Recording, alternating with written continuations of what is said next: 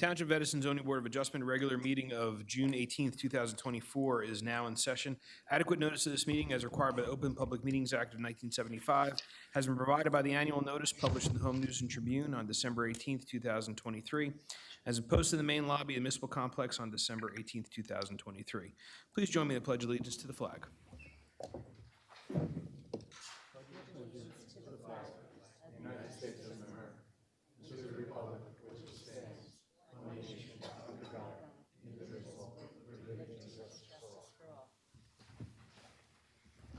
Madam Secretary, roll call, please. Mr. Carley? Mr. Bignell? Ms. Shaw? Mr. Ayotte? Here. Mr. Chabra? Here. Mr. Cerrito? Here. Mr. Barone? Here. Mr. DeVay? Here. Mr. Sadaha? Here. Vice Chair O'Gorman? Here. And Chairman Kumba? Here.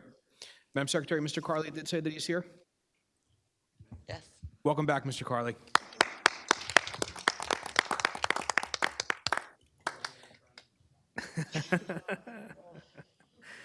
Madam Secretary, minutes for consideration. Minutes of May 21st, 2024 for approval. What's the board's pleasure?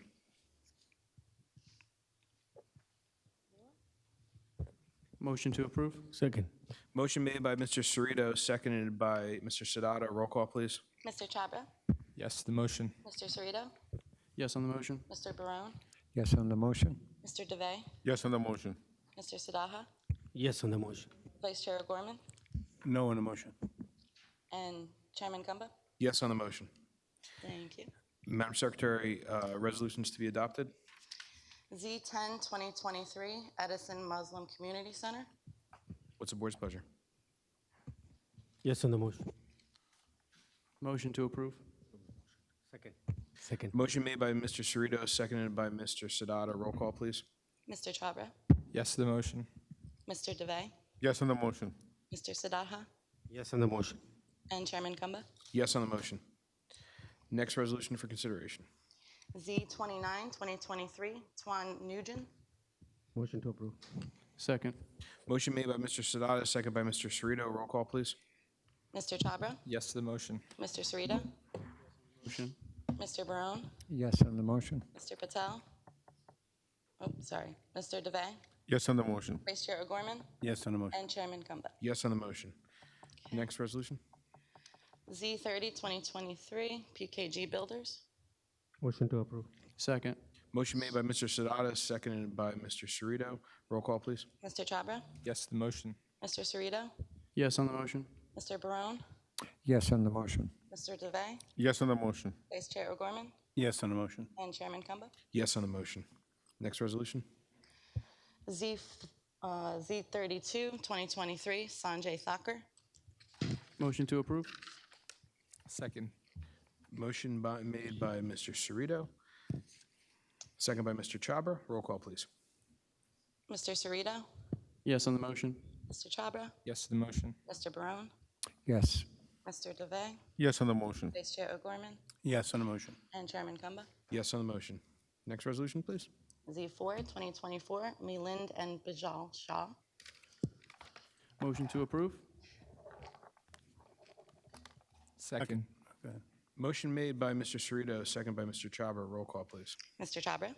Yes to the motion? Mr. Cerrito? Yes on the motion? Mr. Barone? Yes on the motion. Mr. DeVay? Yes on the motion. Vice Chair O'Gorman? Yes on the motion. And Chairman Kumba? Yes on the motion. Next resolution for consideration, please. Z10 2024 Orlando Santos. Motion to approve? Second. Motion by Mr. Cerrito, second by Mr. Dave. Roll call, please. Mr. Chabra? Yes to the motion? Mr. Cerrito? Yes on the motion? Vice Chair O'Gorman? Yes on the motion. And Chairman Kumba? Yes on the motion. And the last resolution for consideration, please. Z15 2024 Stephen Weimer. Motion to approve? Second. Motion made by Mr. Cerrito, second by Mr. Sadata. Roll call, please. Mr. Chabra? Yes to the motion? Mr. Cerrito? Yes on the motion? Vice Chair O'Gorman? Yes on the motion. And Chairman Kumba? Yes on the motion. Thank you, Madam Secretary. Thank Good you. evening, ladies and gentlemen. This is a regular meeting of the Township of Edison Zoning Board of Adjustment. This board is composed of Edison Township residents appointed by municipal council who volunteer their time and service to the board. The municipal land use law requires that members successfully complete a land use training course administered by the New Jersey Department of Community Affairs. This board also holds in-house training conducted by our board professionals. The zoning board abides by the provisions of the municipal land use law in addition to our board's bylaws. Zoning board is a quasi-judicial land use board, which differs from the township planning board. Under the municipal land use law, board members are required to be impartial and are not allowed to discuss any case prior to its consideration before the board at a hearing. All applicants will have the opportunity to present their case before the board with the opportunity for board members and board professionals to question the applicant and their witnesses. At the conclusion of the applicant's presentation of their case, the case will be opened up to the public.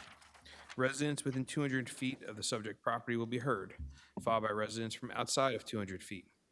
All residents will be sworn in, they'll provide their name and address, and they will be given 6 minutes to comment on the application being considered without the opportunity for a rebuttal.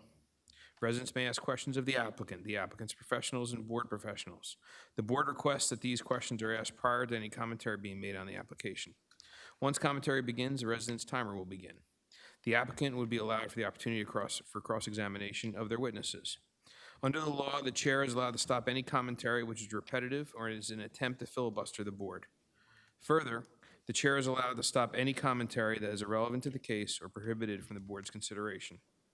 Once the public portion is closed, all public comment is ended unless new testimony is presented by the applicant. Following the closure of the public portion, the applicant will have the right of summation on their application. Following summation, the case will go to the board for decision. This procedure has been followed by the board and is similar to the procedures followed by boards of adjustment statewide. The municipal land use law requires the board engage in a balancing act. It is not required to strictly apply township ordinances, zoning plan, or master plan. As a board of adjustment, variances are granted when appropriately necessary, following all legal considerations. As has been the case with prior boards, this board will see where we are at if we are still in session around 10:30 p.m. I ask that the applicants, professionals, and residents show respect to each other and be civil throughout all proceedings. I ask that you withhold applause, booing, or interrupting of anyone while they are speaking. The chair will not tolerate any outbursts by applicants, professionals, or the public. Further, since most cases are being recorded by a court reporter, I ask that speakers do not speak over one another. Madam Secretary, first case on the agenda, please.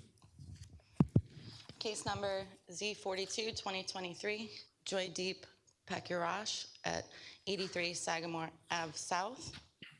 Applicant is seeking bulk variances to reconstruct a non-conforming home with an addition on the rear of the single-family dwelling. The following standards have not been met. Max percentage of lot coverage by all required is 30%, proposed is 34.59%. Lot coverage required is 15%, proposed is 25.08. Rear yard required is 60 feet, proposed is 34.5. Side yard required, both side yard required is 30 feet, proposed is 21.61 feet. Affected property is located in the RA zone, designated as block number 1250, lot number 35 on the Edison Township tax map. All noticing paperwork is in order. Can you marry the applicant? We are, sir. Okay, then you'll be in that table over there. We're at that table. Yes, sir. Thank you. All right.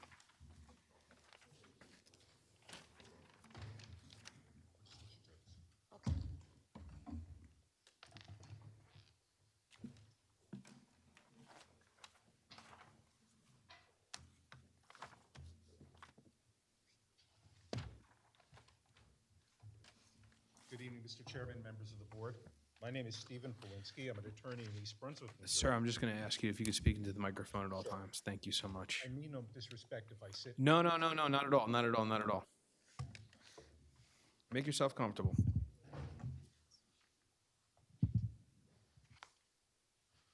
Again, my name is Stephen Polinsky. I'm an attorney from East Brunswick, New Jersey, and I represent Joy Deep and Shuli Perkayasta, the owners of 83 Sagamore Avenue South, identified by your secretary as Block 1205, Lot 35.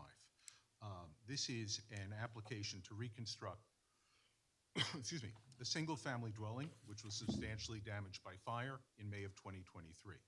Subject property is located, as noted previously, in the RA zone, in which single-family homes are permitted use under your ordinance section 3711.1.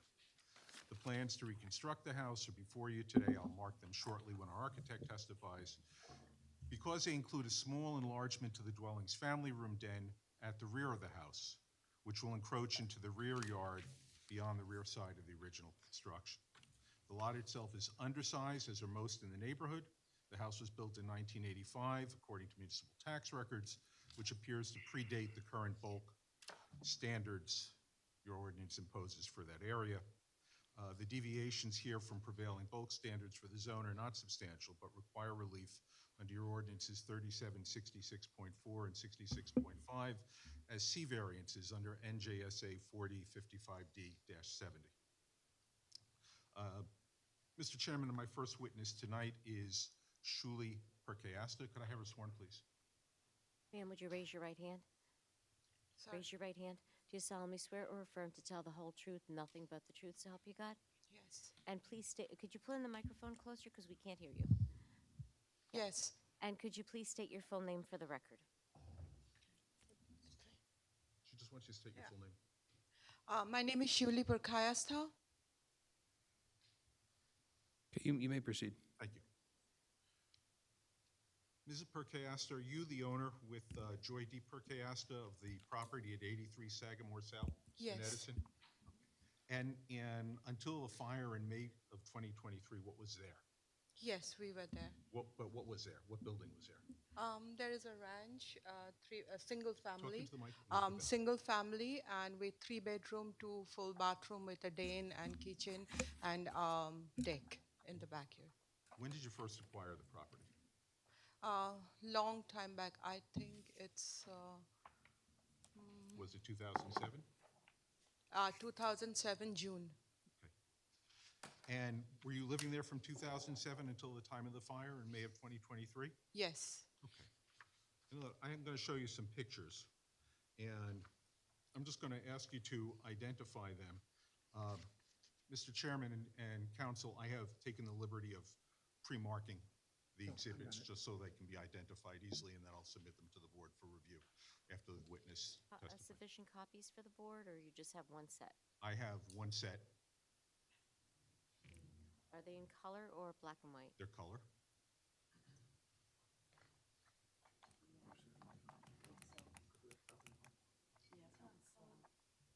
Let him finish testifying, and then I guess we'll get the copies. Is that okay? That's fine. We'll make the copies That's in fine. between. Okay. Mr. Polinsky, just before you start, if you just bring the microphone podium just a little closer to you.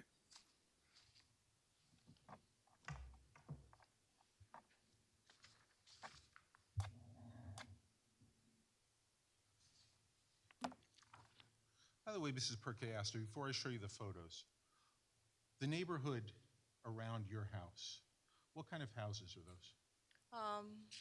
Single family, double story. Okay, your house was a ranch, is that what you're testifying? Correct, correct. I'm going to show you the first house. It's marked, picture's marked A1. And in the center is a gray house with a car in front of it. Is that your house, the way it looked before the fire? Yes, this is my house before the fire. Okay, and that's from the front of the Right, house? correct, From Sagamore Ave? right. Okay. And I'm going to show you what's been marked A2. Can you tell the board what that is? This is my house. It's from a slightly different angle, isn't it? Yes. It's much closer. I'm going to show you what's been marked A3. That's a photograph. Can you tell me where it's taken from? It's from the Talmadge Road. From the Talmadge Road side? Yeah. Okay. And that's showing the side of the house before the fire? Correct. And finally, I'm going to show you the last picture I have marked A4. And is your house, does your house appear in that picture? Yeah, this is from the Talmadge Road, and this is the back side of the house. The back side of the house, okay. And is there a deck that appears attached to the back of the house as well? Yeah, Okay. And that was all there up until the time of the fire, is that right? correct. Are you planning to return to the house after the construction is completed? Yes. I have no further questions for Mrs. Perkayasta. Does the board have any questions for the applicant? Seeing none, you may proceed, counsel. You want to Thank you. hand your exhibits up to the board secretary, please? You can step down. Robert.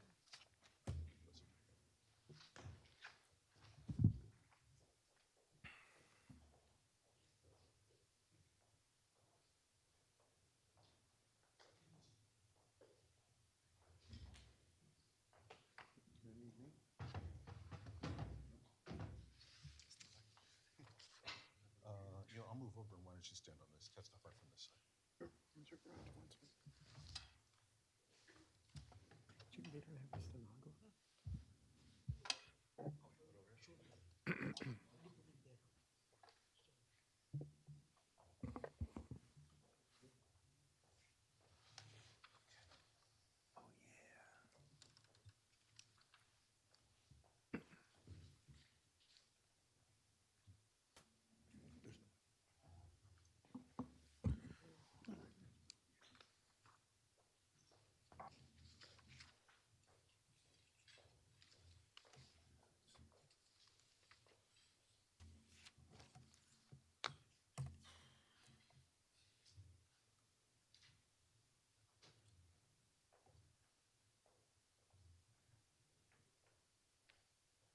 I have some exhibits I'm going to be handing him. Is it all right if I move over to that side? Sure, just bring the microphone with you, and that'd be perfect.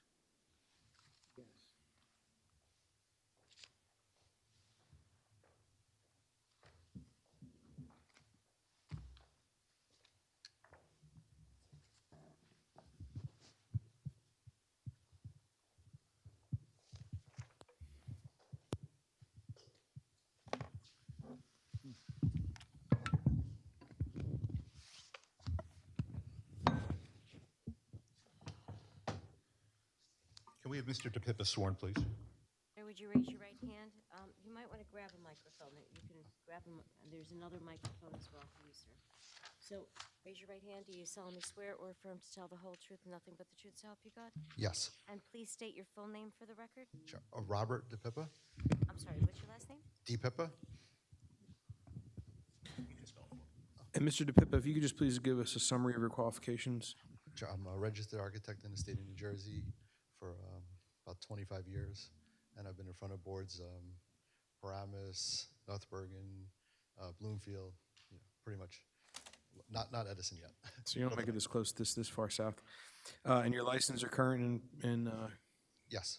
okay, all right, we'll accept you. You may proceed. Thank you, Mr. Chairman. Thank you. Mr. DePippa, you're the architect who prepared plans for the reconstruction of the house at 83 Sagamore, is that right? Yes. Okay. Did you bring a copy of those plans with you today? Yes, I have. And are those displayed on the board to your right? Yes. I don't know what your preference is for marking them. I don't know what your preference is for marking them.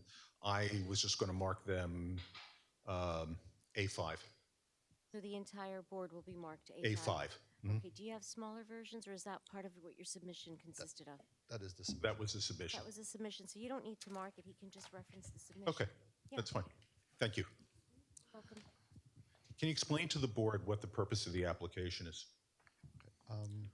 We're looking to reconstruct the existing house that was damaged in the fire with a small addition in the right rear of the house to increase the den and do some minor interior alterations to make the house more open plan, and then basically just rebuild it. We're raising it up a little bit also because right now it's a slab on grade, which is flat to the ground. So we're just raising it up about 2 feet to get it up off the ground, and that's pretty much the extent of it. And you've had a chance to review the zoning for the property, is that correct? Yes. And does it permit single-family houses? Yes. Okay. And you had a chance to review the neighborhood as well. You heard the testimony of the homeowner. Was that consistent with your observations? That's a single-family house Yeah. neighborhood? Yes.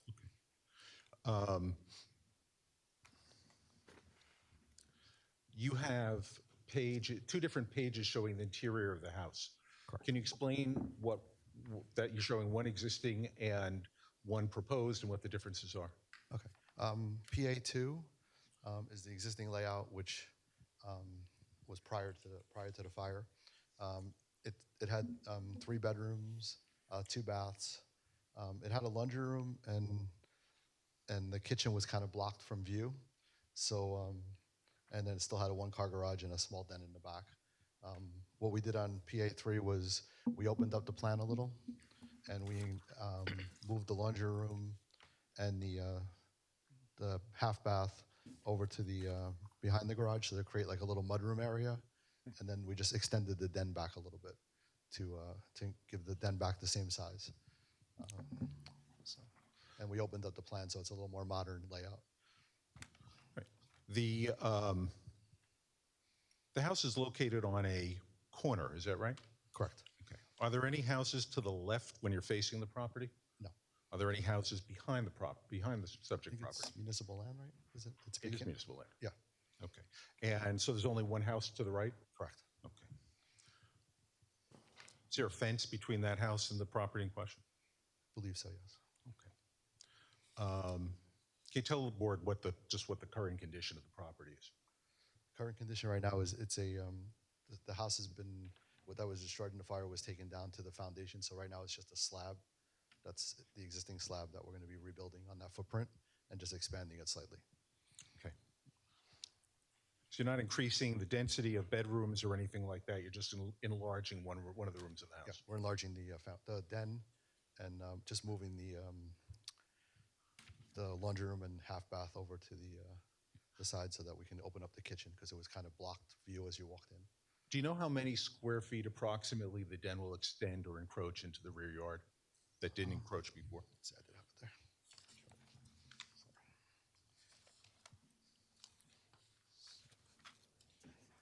So it's about 60 square feet. Okay.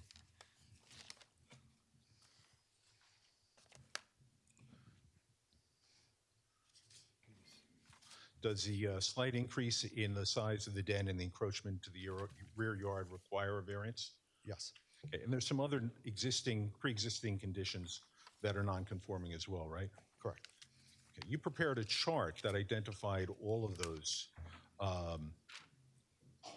nonconformities as well as the variances required by the application in anticipation of this meeting, is that right? Yes. And you have a copy of that available? I can give you a bigger one.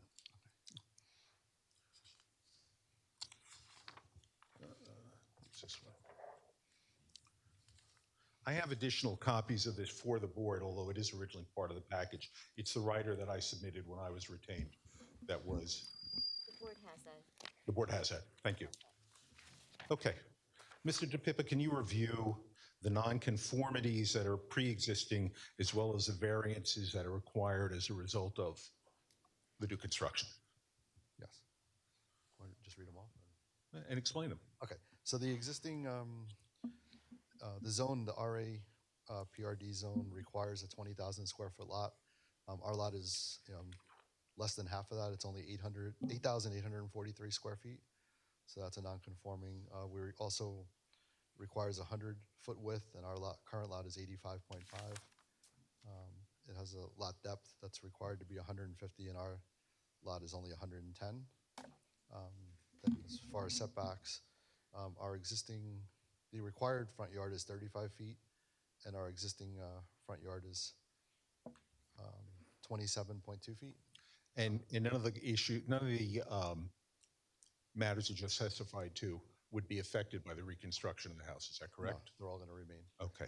But there are several variances that have minor differences from what existed before, and can you explain to the board what they are? Yes. On the side yard, we're required a 15-foot minimum. On the left side, we do have 12.61 existing, which we're not making any smaller. On the right side, it's 10.36, which we're reducing to 10.0 because the house is slightly skewed on the site. So when that back addition extends, it brings it over about 0.36 feet into the side yard. The rear yard is required to be 60 feet. It currently is 43.5, but by putting the small addition on the back, that's going to reduce the rear yard to 34.5. The lot coverage, the required is 15%, and the existing was 23.63, and we've increased it to 25.08%. And the total coverage, which is impervious and lot coverage, is the minimum is 30%, maximum is 30%, and we were currently 33.56, and we're increasing that to 34.59. Okay. Which is all due to the small addition. I think you missed it, but the side yard combined also requires variance relief, is that right? Yes, I'm sorry. Yeah, it's 30 feet required, and the existing was 22.97, and with the new addition, it's 22.61. So you're reducing the you're encroaching into the rear yard for the small area where the den is extended by about 9 feet, is that right? Correct. And you're increasing the lot coverage as a result of the den by roughly 1.5%? Yes. Okay.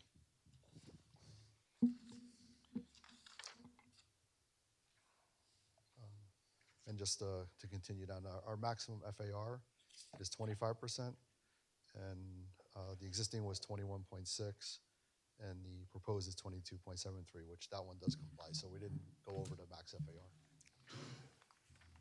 And do you see any potential effect on any of the adjoining properties as a result of this minor change? No. Okay. I have no further questions for Mr. DePippa. The board may. Does the board have any questions for Mr. DePippa? Mr. Chairman, Mr. Dave? so you have a wood patio that's separate. Is that on your left-hand side? Is that patio still remains? It's in the site plan? I'm sorry, where was that? This one, or? No. If you look at this drawing, you see Here's the survey. that patio goes over the property line? I believe that's been removed, but I didn't see if that was removed yet. Is it going to stay? Is it going to be removed? Is it part of FAR? I mean, if it wasn't removed, it's going to be. Yeah, we're not gonna keep that. That's gonna be taken off. This little, Oh, I see it. in it's the like a corner. little independent. Okay. Yeah, that'll be removed. Yeah. If it hasn't been demolished yet, it will be demolished before. Okay, all right, so it will be gone, correct? Yes, it will be on. Yes. Thank you. Thank you, Mr. Chairman. Thank you, Mr. Dave. Mr. Chairman? Vice Chairman? Yeah, did the existing structure have a deck? Yes, it had a deck, and it was destroyed. So by the time when it was taken down, I actually didn't see it, but the owner did. The owner did testify that it did. So you have a proposed deck, is that the same dimensions that was there originally, or? It was already. Right, When I okay. got the survey, it was already off. When I received the survey, it just showed the foundation, so I didn't see if that deck was the size of the deck. It was already demolished by the time I saw it. Thank you. Any other questions? Okay. All right. Counsel? I have no further witnesses. Okay. All right, so we will now go out to the public. Anyone within 200 feet of subject site wanting to be heard can now approach. Anyone outside of 200 feet of the subject site? Seeing none, can I get a motion to close the public portion? Motion to close public portion. Second. Motion made by Vice Chairman O'Gorman, seconded by Mr. Sadata. All in favor signify by saying aye. Aye. Opposed, nay. The ayes have it. Public portion is now closed. Counsel, do you have any summation? Very briefly. You can go sit down.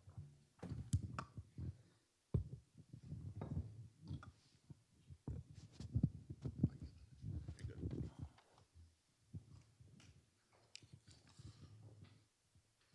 Mr. Chairman, members of the board, this is a application in which the applicant is seeking approval of some very minor deviations to the bulk standards affecting the property to permit an otherwise permitted reconstruction of a home with a very slightly enlarged living area.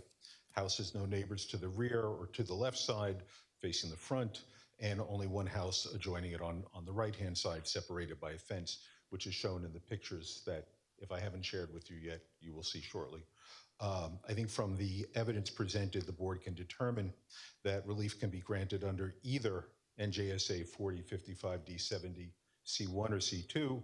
The deviations identified here will substantially outweigh any detriment, and the board can also find from the evidence presented that the necessary test under NJSA 4055D70 is satisfied, in that the relief can be granted without detriment to the public good, nor will impair the intent and purpose of the zone plan or the zoning ordinance. Thank you.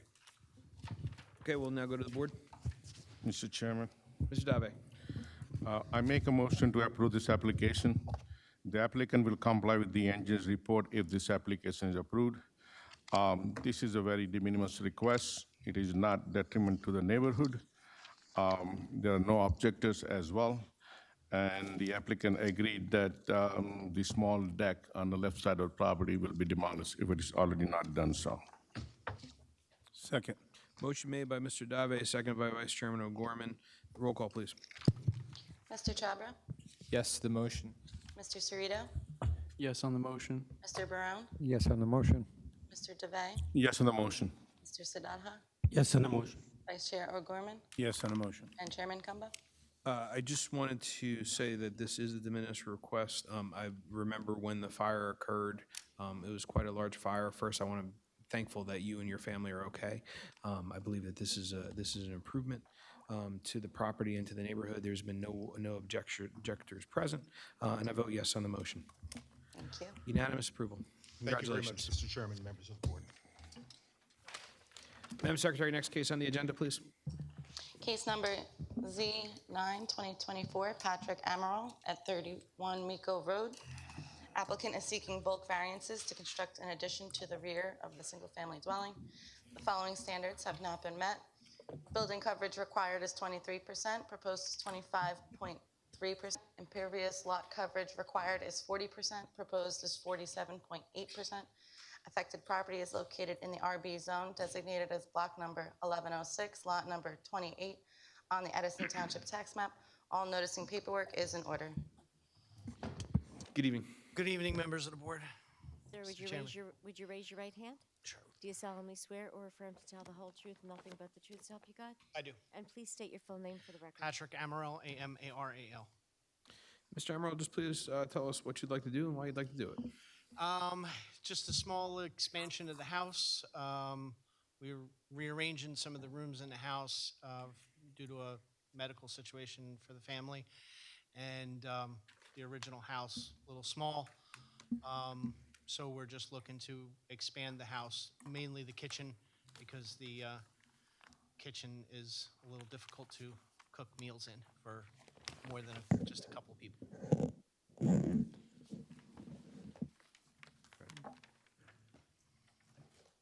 Do you have anything else to add?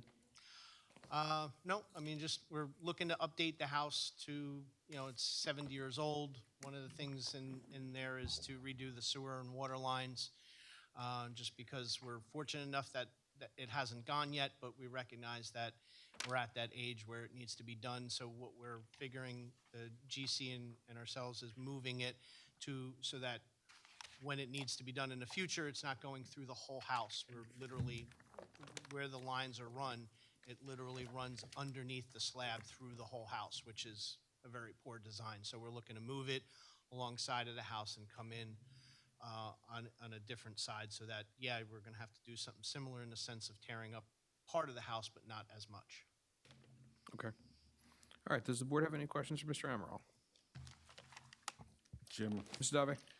so you basically, the existing, where the sidewalk is, the concrete walkway, you're just covering that and just adding that corner, making the house square? Essentially squaring off the house, yes. Okay, nothing else? Nothing else. Great, thanks. All right, anyone else?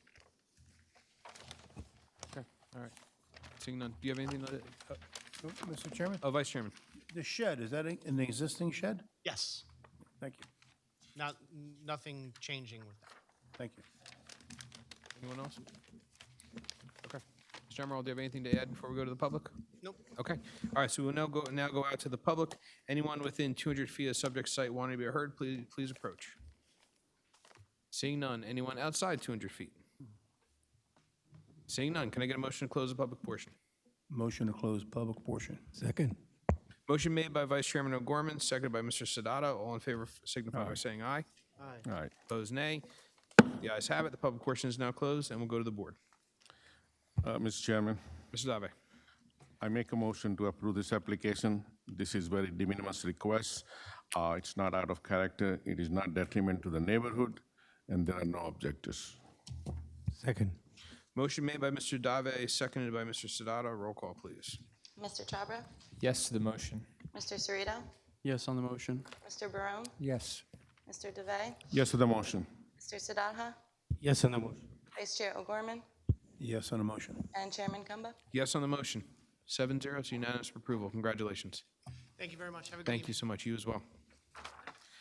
Madam Secretary, next case on the agenda.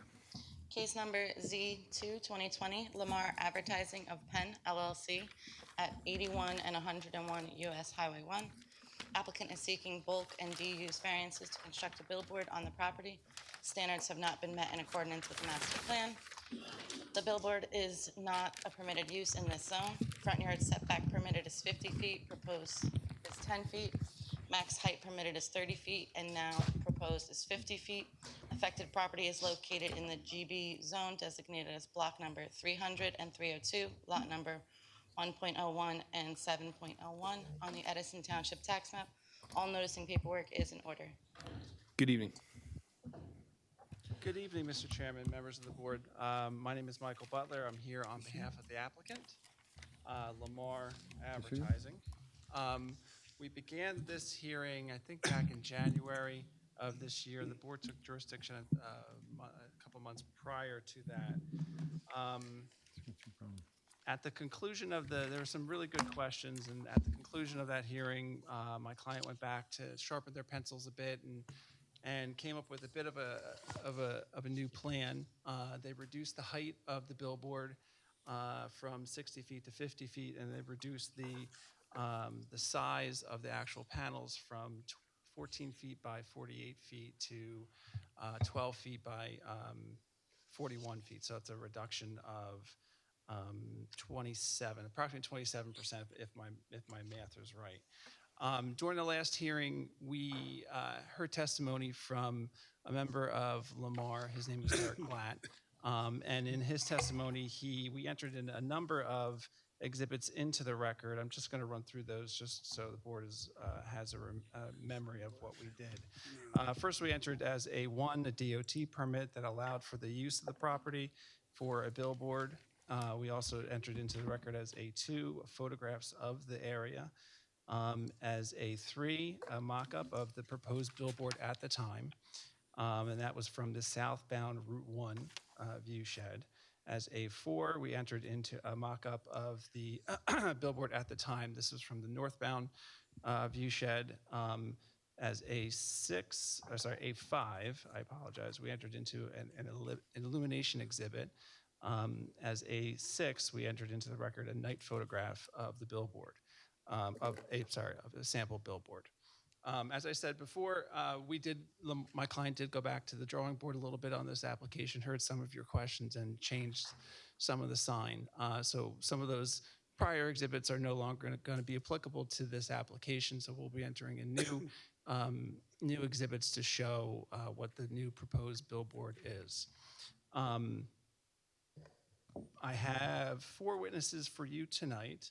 The first witness is Larry Cicelli. He is a representative of Lamar.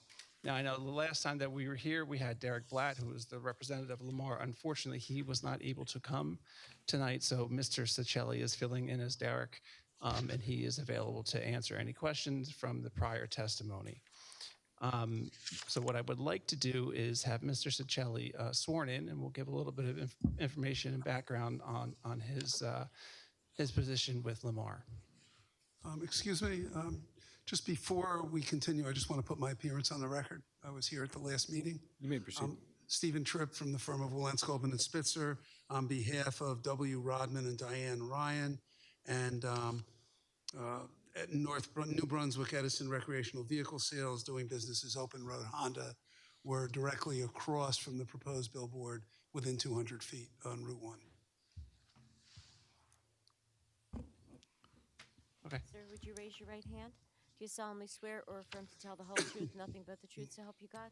Yes, I do. And please state your full name for the record. Lawrence Kelly. All right, Mr. Cicelli, if you could just give the board just a little bit of your history with Lamar, and maybe a little background that if there were some members who maybe weren't present and wanted a little information on Lamar. I'm the senior real estate manager for New York, New Jersey. Been here about 16 years. Primarily work in New York and the 5 boroughs a lot, and I covered probably mid-New Jersey all the way up to Bergen County and that area. So been doing it almost 16 years now. Okay, and Lamar is a national advertising company that has billboards and different types of advertisements throughout the United States, correct? That is correct. And during his testimony at the last hearing, Derek entered into a record a permit from the New Jersey Department of Transportation to allow for a billboard at this site, correct? Correct. Okay. And what I'd like to do is, as I said before with the board, to the board, one of the things that we did, that Lamar was able to do, was go back and really kind of take a look at this site, because there were some questions about the size and the height of the billboard. So what I'd like to mark into the record, as I think we're up to A7 at this point, is a mock-up mock-up of the billboard, the present conditions of the billboard as proposed. This is from Route 1 North Reed. I'm going to mark it as A7.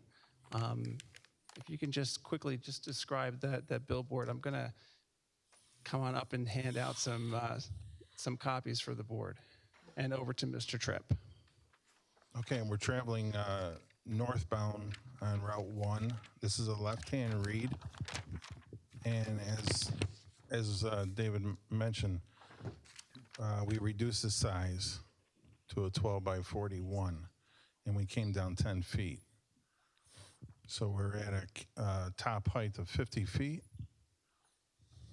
Perfect. And you also reduced the size of the billboard, correct? Correct, When I yeah. say the size, I mean the front panel of it. Yeah, the overall square footage, I believe, is what, 492 or something? I'm bad at math, but it's 12 by 12 feet 41. by 41 feet. Okay, let me grab that. I'll grab that back. Okay. All right.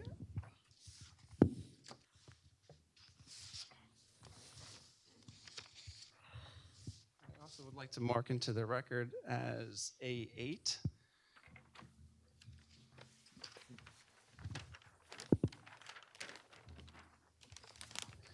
Mr. Sichelli, if you could just describe that for the board? This is the same. Yeah, it's the same. It's from from what direction is that? This is going northbound again, up Route 1, our left-hand read, as we call it, to the billboard. And that billboard also, once again, it's a 50-foot billboard, and the panel size is 12 foot by 41 feet.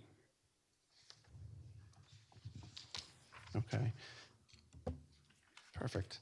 Now, when Derek testified at the last hearing, there were some questions. I think they were good questions about how often the site is maintained. And I think what he had said at the point was, I think it was Vice Chairman O'Gorman had asked the question about a path out to the billboard. And I think what he had said at the time was that, pardon me, is that a wood mulch path would be put down from the parking lot that would allow the workers to come out to the site and change copy. Usually the copy is changed about once a month, correct? Correct.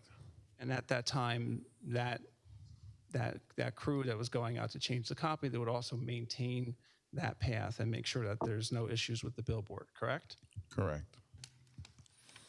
And if the general maintenance schedule for a billboard, if the copy, and when I say the copy, I mean the ad, if the ad isn't changed every 30 days, is normally the crew would go out every 30 to 45 days to maintain the property. Correct. And every 2 years, every 2 years, a maintenance crew goes out and does a more structural review of the billboard to make sure that there's no welds that are deteriorating, correct? Correct. Okay.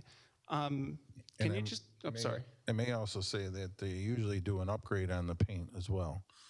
So Lamar's standard brown is looked at very highly, as they want to make sure they're always maintained and there's no chipping or nothing like that. And perfect. And you just if you could just confirm for the board, there's no noise associated with this billboard. There's no flashing associated with this billboard. This is not a digital billboard. This is a static billboard. Correct. And there are no other signs or billboards within 2,500 square feet of this billboard, correct? Correct. And I think Derek had said this at the last hearing, but I just want to confirm, once construction starts, it takes about 1 to 2 weeks depending on weather, to actually construct the panel, correct? Correct. Okay, I don't believe I have any further questions for Mr. Cicelli. Does the board have any questions for Mr. Cicelli? Seeing none. You may proceed. Perfect, thank you. You done? Okay. All right, my next witness is Dan Doherty.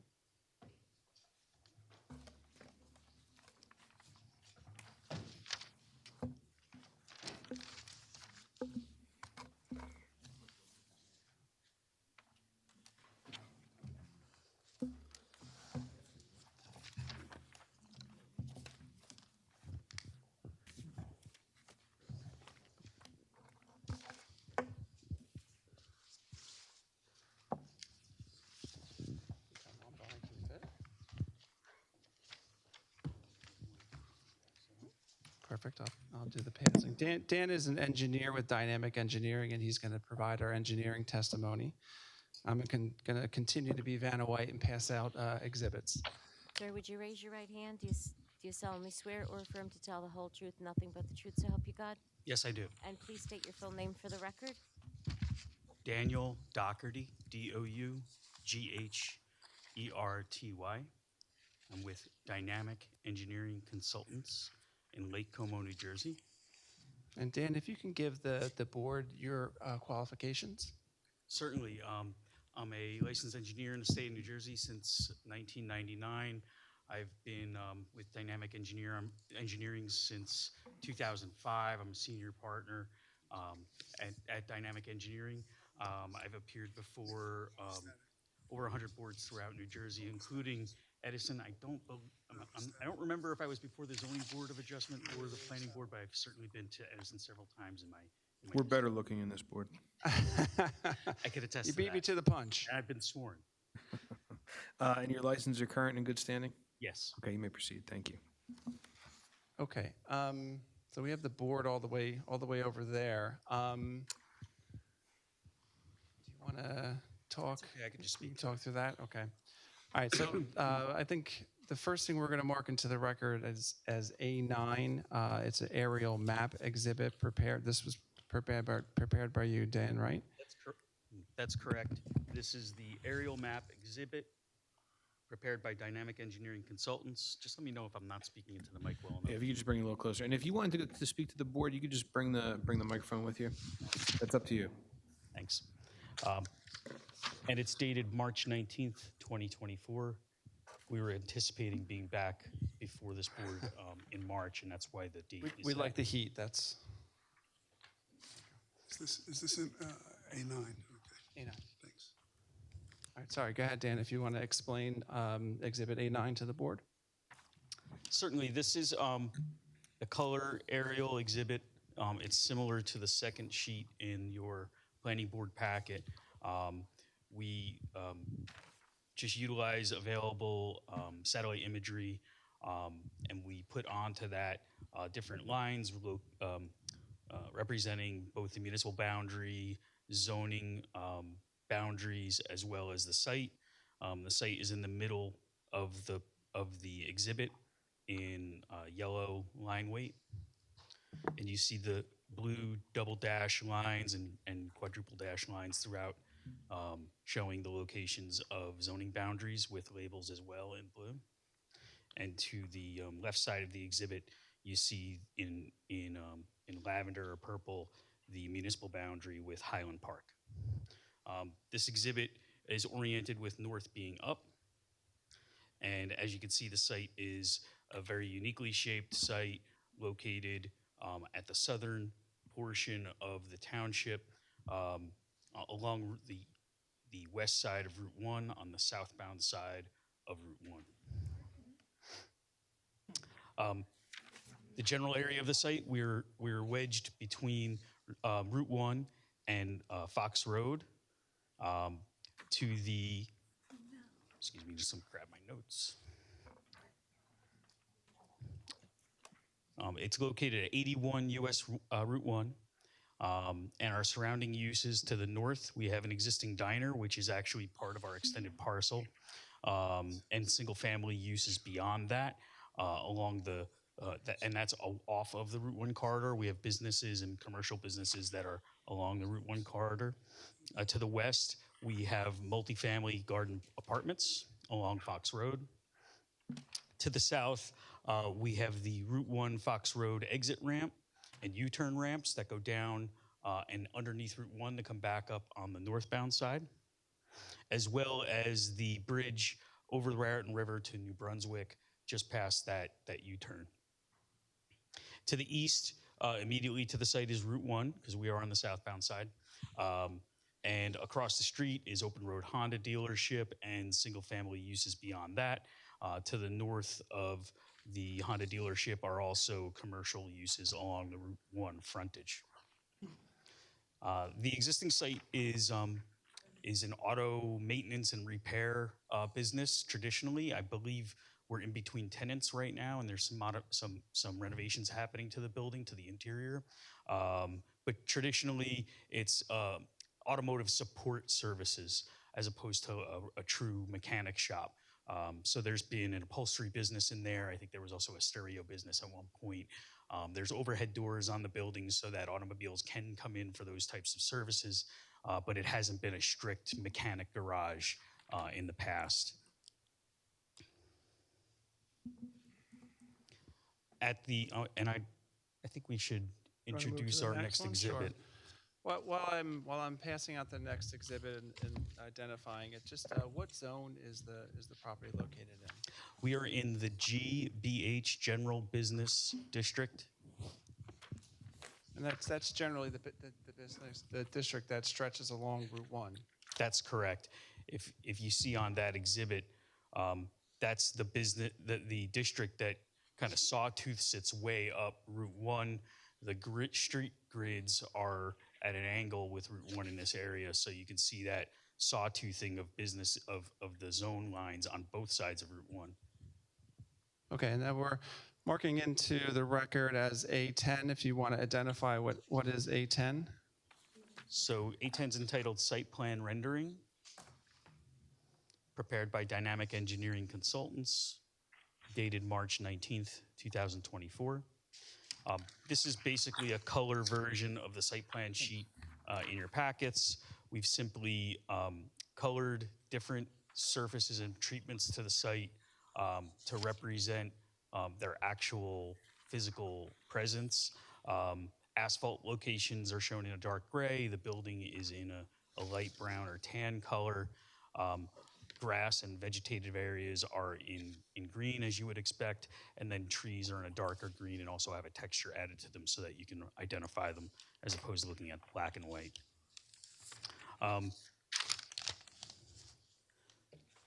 Before I get into the proposed conditions, I wanted to have this exhibit to talk about some of the specifics on the site.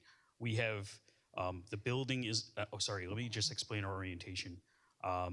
So the strict orientation north-south, north is actually on the upper right corner of this exhibit, and south is at the lower left corner. For the purposes of testimony, I'm gonna really refer to north and south relative to the Route 1 direction. So north will be to the right of this exhibit and south to the left as I give you testimony. So our building is located along the south side of our, the east side of our site, facing Route 1. There's a driveway north of the building that accesses from Route 1 and a general circulation area around the north and west sides of the building. And then there's parking facing Fox Road, 15 existing parking stalls in that asphalt paved area facing out towards Fox Road. From a topography standpoint, in general, the site grades from northeast to southwest. So the highest point from a topographic standpoint is at the bottom right corner of this exhibit and of the site. And it goes to really towards Fox Road as the lower portions of the site. So the highest level, highest topographical level is along Route 1, and then it slopes down towards Fox Road. That's correct. Okay.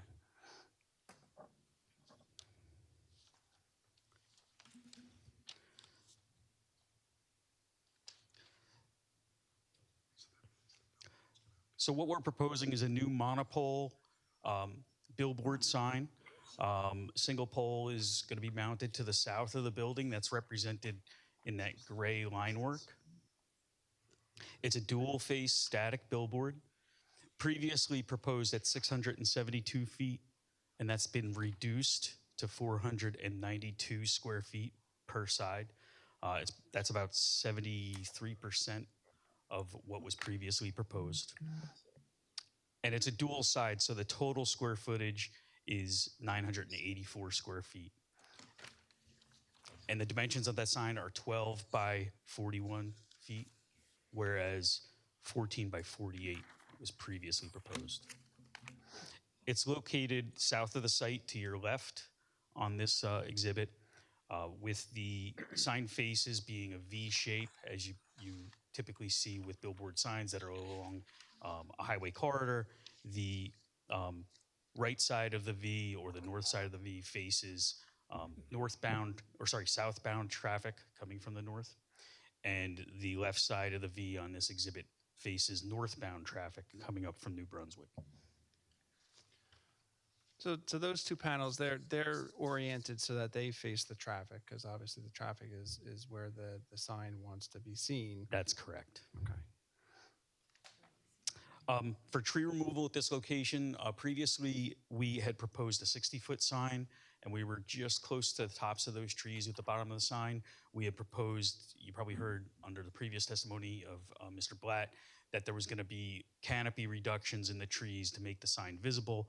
We've since proposed lowering the sign from 60 feet to 50 feet. That was, an element that was discussed with the planner at the last meeting, or suggested reducing the height and the size of the sign by the planner. So in doing that, we got to the point where it was appropriate to clear those trees as opposed to cut them to such a level where that would make the lowered sign visible. So we do have more tree clearing on the site than what we proposed before, and that's really entirely due to the lowering of the site of the sign from 60 feet to 50 feet. I mentioned the topography of the site, and we're measuring the height of the sign from the elevation of the base of the pole. But it should be recognized that the Route 1 surface is actually higher than that. Our site is lower than Route 1. So, for example, at our driveway from Route 1, as you're approaching the site from the north and you get to our driveway, that point is 7 feet higher than the grade that exists at the bottom of the proposed, or exists at the bottom of the proposed pole. So the effectual height from that point is really a 43-foot sign relative to that point. And you could pick other points as well, but in this site, it's pretty unique that we do have a drop in elevation from the highway down to our site. And just to circle back on, you had said before that there was some prior testimony that there's some differences in the amount of trees that are being removed from the site, and that there was some prior testimony because of the 60-foot size billboard. Lamar would be able to top the trees, take the crowns off the trees, and the trees would still live. But now, because we're lowering the sign to try to make it palatable, those trees can no longer be safely topped. So we're removing those trees and replacing them on site with other types of trees. That's correct. We do have all the tree replacement calculations and tree removal calculations on the plan. Where there's 106 identified qualifying trees on the site. And we're removing 53 of those. No coincidence to the ratio of 1 to 2 there. It's just coincidence that's the way it ended up. And that calculates out to be another 53 replacement trees. And we're proposing planting 18 trees right now. That was the same on the previous proposal, where we're planting 15 evergreen Norway spruce along the heads of those 15 parking stalls. Again, a coincidence in number there. That really to add buffering to the garden apartments on Fox Road, just from not only from the site operations, if there's headlights and that kind of thing from those parking stalls, that's the priority to try and provide some screening, and also generally to screen to Route 1, because that portion of the site doesn't, except for the building, doesn't have much screening to the east of that area. So we proposed 15 Norway spruce there. We put them in a staggered row and tried to kind of locate them where they'd be infill for the existing trees that are there, because there is existing tree line there. And then we proposed 3 red maples on the landscape island between us and the diner. So that's only 18. And what we'd propose is to work with your planner and your engineer to make up the rest of that tree replacement requirement and filling in the gaps and kind of reforesting areas that might be thin for specifically, we would presume they'd be interested in having us do that for the Fox Road frontage and the garden apartments across. It was also suggested that we propose some landscaping along the frontage along Route 1. And maybe along the foundation of the building and the building walls. As I mentioned, there is a grade separation there between Route 1 and the building. It slopes down pretty quickly from the right-of-way. But again, we'd be happy to work with the planner and the engineer to come up with some additional plantings on that frontage, just with the understanding of the vertical difference as opposed to just assuming it's flat.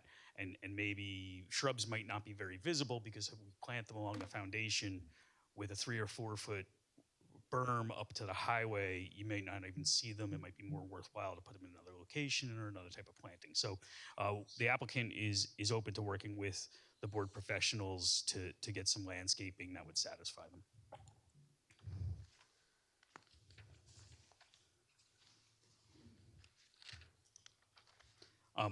While we're mentioning trees, I was going to mention this later.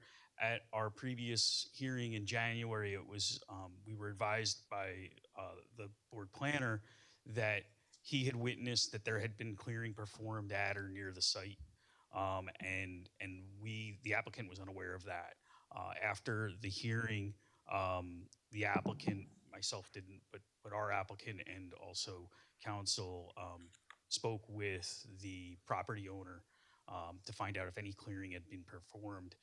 And he advised that NJDOT, or presumably NJDOT, had come out and done some clearing along the right-of-way frontage with no prior notice or permission asked. We did visit the site to see what was cleared, and we found that there were several areas that were cleared. They were all along the frontage, very close to the property line. There's a portion of brush and unsurveyed trees or brush, meaning that they were of small diameter, that was cleared along the lower part of our property's frontage on the exit ramp. So that's really after you go past the gore and start to peel off on that exit ramp to Fox Road. That area on the right was substantially cleared out. There was a lot of brush there previously.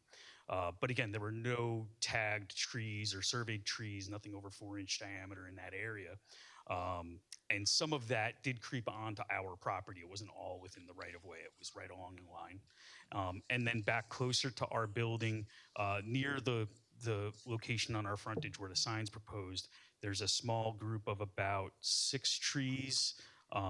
They're located, if you're out there, we're located near the light pole at that corner of the building, and those were removed. 5 of those 6 trees were actually on our side of the property line, really only by a few feet, and then 1 tree was in the right-of-way. So DOT came out and took all those out. What we did on our current plan that's before you is we included those trees as being cleared. So those trees that DOT removed we're including in our tree replacement calculation. So we'll be replacing those as if they're part of the current proposal for the billboards. So regardless of the fact that the clearing wasn't done by the property owner, we're still going, Lamar will still honor those trees that were removed from the site, and they're included in the count for the tree replacement. That's correct. Okay. I'm glad that you brought up the NJDOT. There was a question at the last hearing about the proposed DOT bridge work for the Route 1 North. That's correct. There's two bridges actually that cross the Raritan for Route 1. One's older than the other. The northbound lane was previously, or the northbound bridge was previously the only bridge for Route 1. It shared both northbound and southbound traffic historically. And at some point in the past, I don't know, maybe 50 years ago, 40 years ago, they built a new bridge and moved southbound onto that bridge. So northbound has that older historic bridge, and southbound has the newer bridge. The historic bridge, the older of the two that has the arches as it goes across the Raritan, that bridge is a historic bridge, and it's being renovated and structurally remodeled as part of DOT. It's in the planning phases and design phases now. After our hearing, we left to try and find some information from the department about it. They actually had a public information session in February, so we looked at that documentation. There's no, currently, based upon the information available on DOT's website and their public information session, there's no improvements on our side of the road, the southbound side. It's all renovations and modifications to the northbound bridge and on the northbound side portion of Route 1. So we don't have any concerns about there being a right-of-way taking or new guide rail or pavement being expanded between where it is now and what's on the current site. Based upon our information that we've been able to receive, there's no proposed improvements there.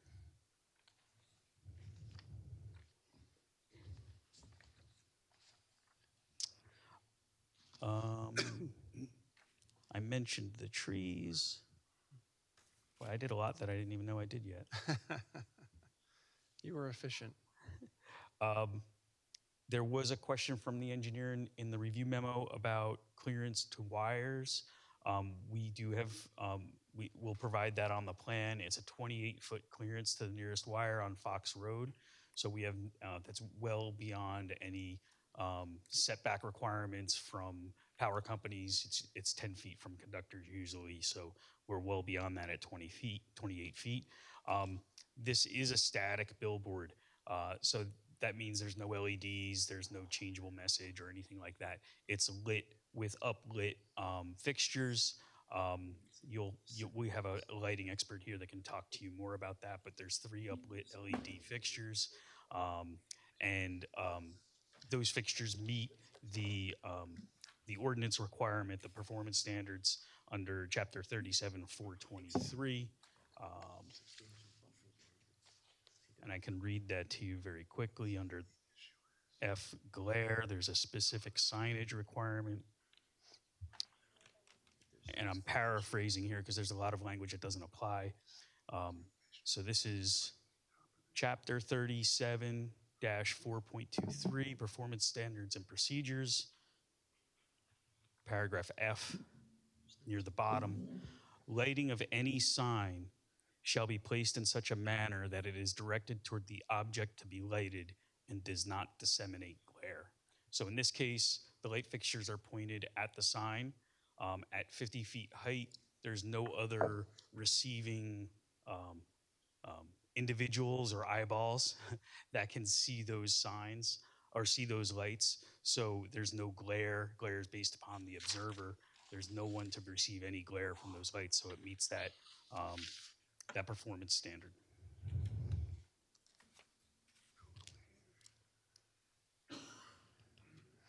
The lights will be shut off at 11 p.m. That was one of the things that was also suggested in the engineer's letter, and the applicant agrees to that.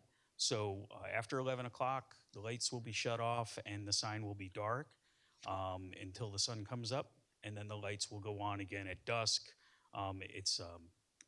They're set, as you might expect, by light sensors that when they sense the darkness, they turn on the lights to light the sign. In summary, we do have variances, obviously. We are here for a use variance for the sign itself. There are also some bulk variances that go along with it. For height, so in the GBH zone, billboards aren't permitted, so we are using building height as the height requirement, and that's a 30-foot requirement, and we're proposing 50. Again, that was previously proposed at 60, and now it's 50.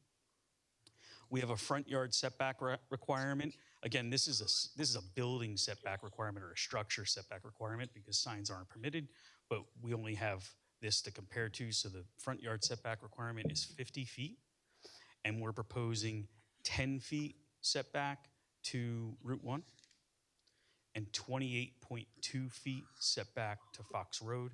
We wanted to offset and hedge the sign towards Route 1 as opposed to Fox Road because of the residential nature of Fox Road.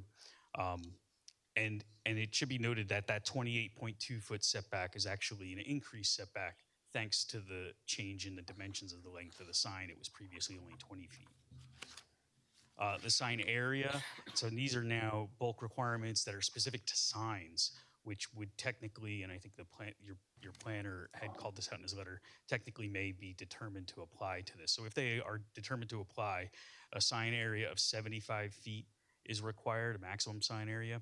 In this case, we have 984 square feet. Again, that's both sides, so we're taking into consideration that each side might be considered a sign.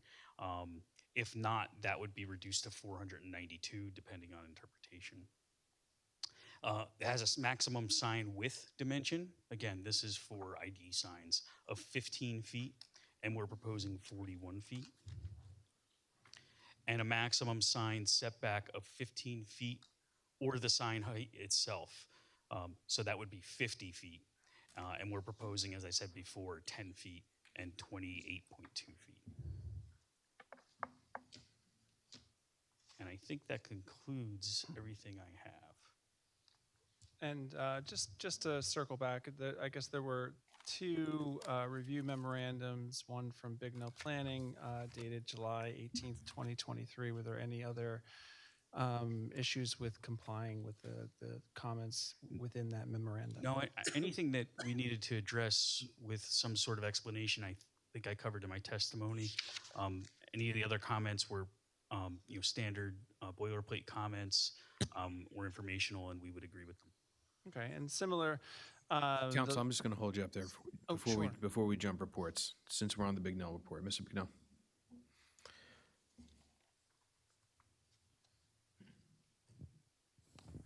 Well, Mr. Chairman, I don't know if he covered every point in my report, because I'm not sure all his witnesses have testified yet. But if he agrees to our comments, then he has a substantial landscaping he has to do. Is somebody going to talk about the cone of vision study? We asked Yes. for one of those. Yes, I apologize. There are several items from your report that will be handled by other witnesses. Okay, and then what about the automobile repair portion of the site? That was they did like headliners and cars and stuff. I guess that's been shut down. What's going to happen with that building? Do you know? My understanding is that it's in the process of being renovated and rehabbed in order to be leased out. As what? As a permitted use? Or? Yes, as a permitted use. Okay, and then the other issue, how many billboards are located within 2,500 linear feet? Did you determine that, or? Yeah, there's no billboards within 2,500 feet. Okay. And I believe that was, Mr. Blatt probably gave you testimony on that last time. And that was confirmed by Mr. Cicelli. So I assume with that property, there'll be a loading space for the person repairing the sign or changing the sign message. And thank you for mentioning that. I forgot to hit that. There's not, based upon the type of use we had here historically with only 15 stalls, with the availability of 15 stalls, we would just need one van parking stall for maintenance of the sign. The maintenance crew actually walks out to the sign and they bring the vinyl with them to change it out, and they pull it up onto the sign. So there's no reason for vehicles, except for the, non-routine maintenance where they might need a vehicle. The area around the sign and between the sign pole and the parking area will be cleared for construction and also for visibility of the sign. So that'll be maintained as a cleared area. Can you tell me like the change in the dimension of the sign from the original sign, how much smaller you made it? Because that was a concern. So you're entering Edison Township right from the bridge at the border, and the first thing you see is a billboard sign. It's going to be, I don't know. So previously we proposed a 14 by 48 sign, 14 feet high by 48 feet wide at 60 feet tall. And that's now, and that was a total of 672 square feet per side. So what's it now? 12 feet by 41 feet. So it's 2 feet shorter in height or vertical dimension and 7 feet less wide. Is there any chance of lowering it? I mean, 60 feet in the air is like the biggest thing out there. Even your display pictures. We did lower it. We lowered it to 50 feet from the 60. So the pictures I'm looking at are at 50 foot high. That the ones you If you're looking at the ones that were marked into evidence today as A7 and A8, yes, those are 50 feet high. All right, let me, Mr. Chairman, while I'm asking the questions. Without objection, Mr. Bruno. Why can't the sign even be lower? I mean, if you look at the building, the white building, which was the automobile repair, and then the diner, it's like almost double the height of that. Why does it have to be so high in the air? Why can't it be lower? I mean, if you're in the car, you can certainly see it. In both directions, you could probably lower it another, 20 feet. I don't understand why it has to be so high. And if the planner's going to give testimony, then we're going to we'll start talking about the planning reasons about that too. So, I'm concerned. I like the fact that it's a static sign, so the message ain't changing. That's a good thing, because that would be a fight in itself. But it seems like overbearing, and that's my concern. And that's my concern from the last meeting as well. That's all I have, Mr. Chairman. And if I can just circle back to, there was a question about, I guess, loading and maintenance spots. So what was testified to by Mr. Blatt and confirmed by Mr. Cicelli is that the maintenance crews, or the crews that are coming out to change the copy, they'll park in the parking lot, probably in the nearest parking space to the billboard, and then we'll walk out a mulch path out to the billboard, and then they change the copy by hand. My concern with the parking was it takes away from the parking then for the permitted use in the building, and then will there also be a cross-access agreement that allows them that's their parking space? So when they want to go there during the day, they're not interfering with the commercial operation as well. Right, and I think some of the testimony that was provided was that they normally time the change of the ad to be in the off hours. So how long does it take to change the ad? I mean, it seems like you're like a wallpaper hanger trying to put the signs. I think that the testimony that was put into the record by Mr. Blatt was that it was a pretty quick process. If you give me a second. It was pretty quick. A couple hours, 2 hours, 4 hours. I believe it was less than an hour.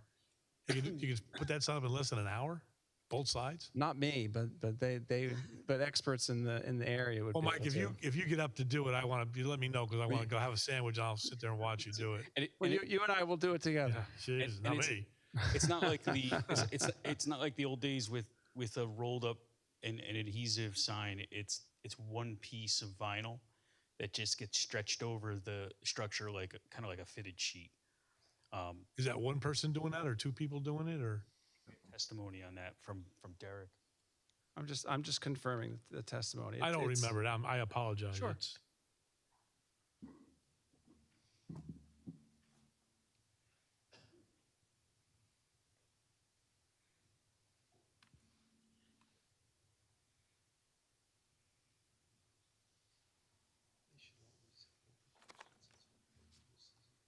I know. Well, they hold me. I can't ask until they're all done.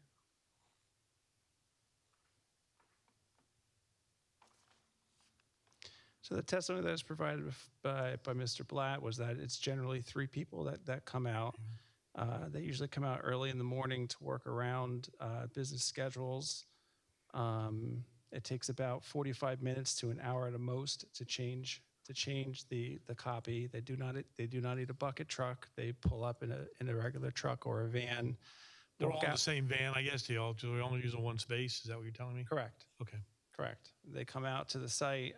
They climb the pole with the sign. Well, they climb it up and then they pull the sign. There was a question from the chairman about how much it weighs. It weighs about, I think it was like 35 pounds, because Derek used to do the work, and he bemoaned that when he was doing it, it was 75 or 80 pounds, and it's a lot less now.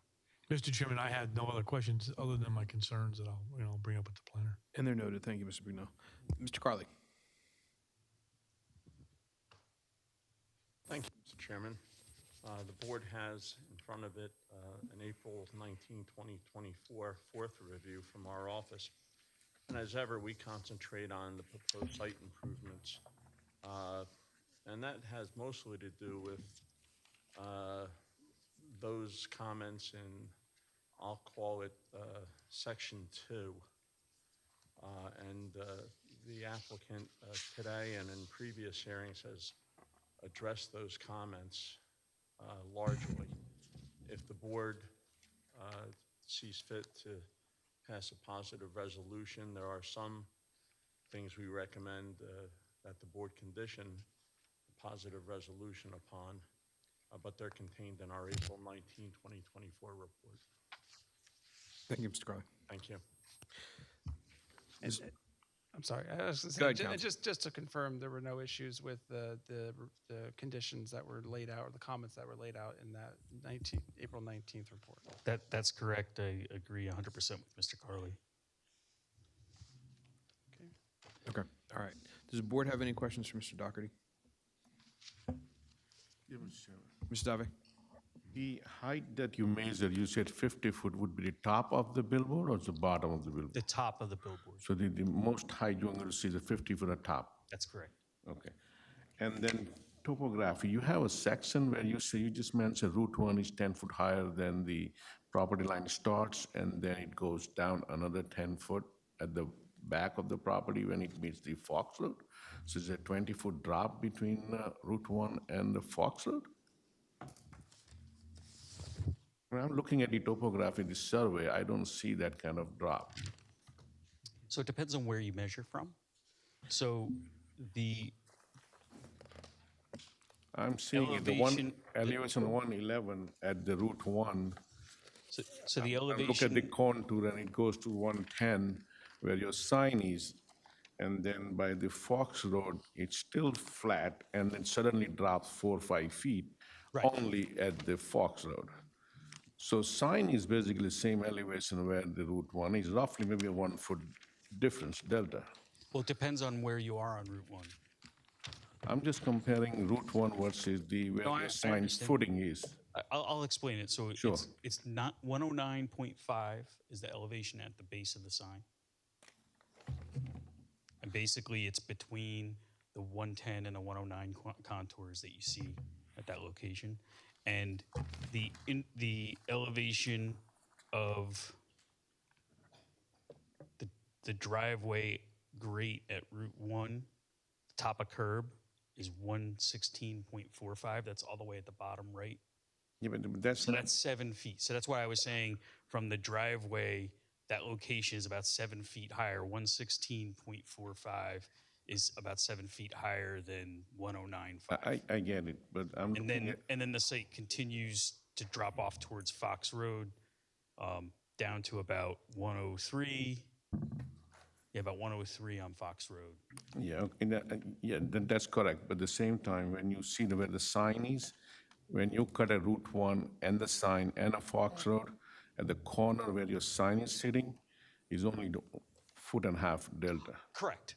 Yeah. At the location of the sign, the difference in elevation between Route 1 and our site is relatively flat at that section at the sign. Correct. It's the approach that gives you that difference in sight.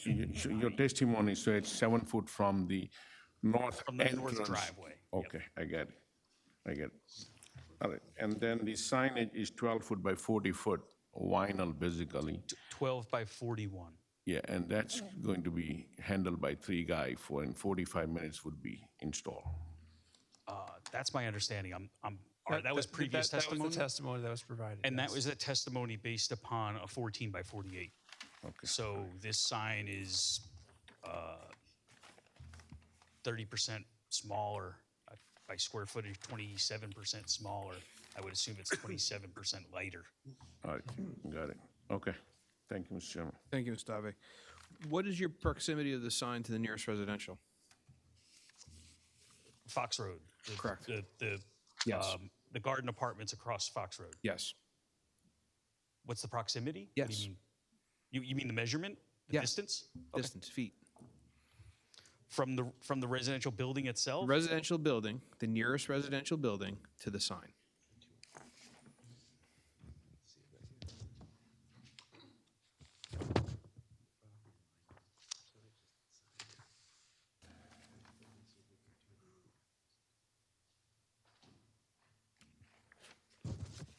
I just want to go over and look at the exhibit that's at scale, if you don't mind. What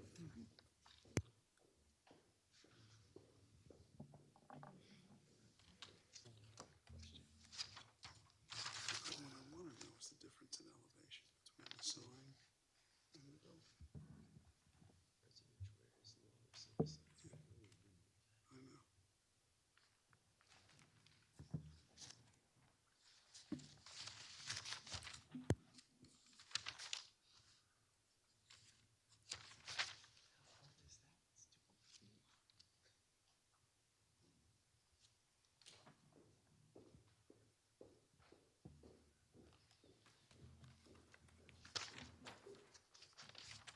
So I'm just going to give a couple numbers here because I'm adding them up in my head.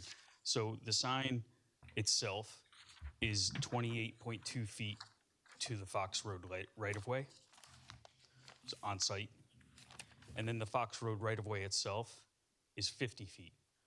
So the sign is 78 feet from the far side of the Fox, or to the far side of the Fox Road right-of-way. And then it appears that it's about 20 or 30 feet. That's just an estimation off of the aerial to the first building. So I would estimate that it's between 90 and 100 feet. Oh, sorry, 100 to 110 feet to the nearest residential building. I'm not 100% sure, but our planner may have measured that. So hopefully you might have more actual field measurement on it.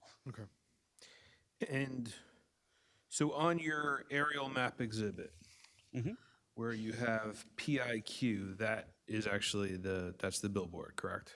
PIQ is the property, so it's the outline of the property. Okay, well, I'm trying the to... billboard's not shown on the aerial exhibit. Okay. And if you're looking at the aerial exhibit, you'll see at the lower portion of the outline that's PIQ, you'll see the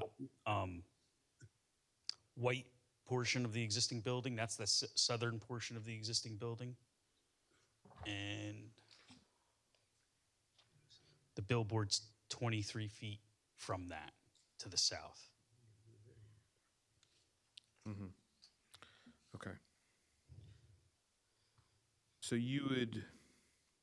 would you agree with me that from the garden apartments from Fox Road going north on Fox Road to, let's call it, I'm going to put my golfer hat on and say the dog leg to by Raymond Street there's that building. You'd agree with me that the billboard would be visible from those residential properties? Okay, so he's going north on Going north Fox Road? on Fox Road towards Raymond Street.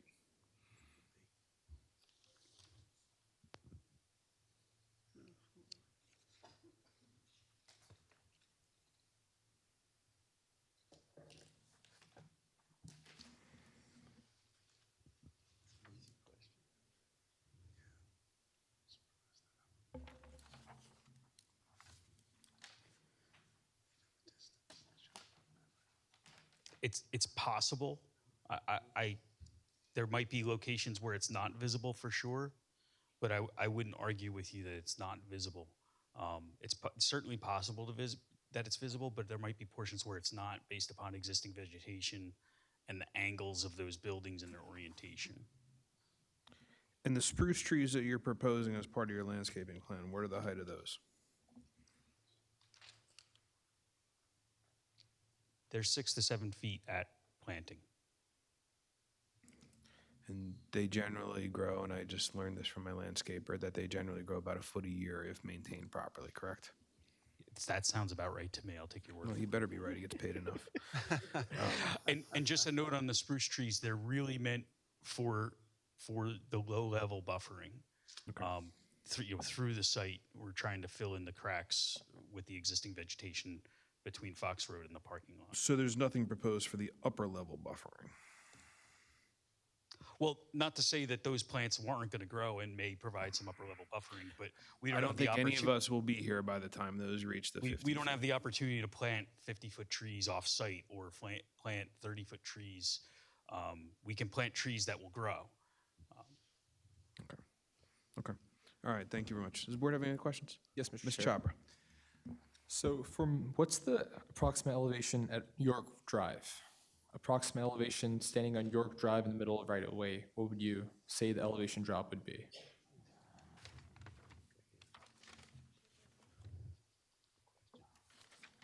So there's a significant drop in the elevation. Just curious if you know what it would be.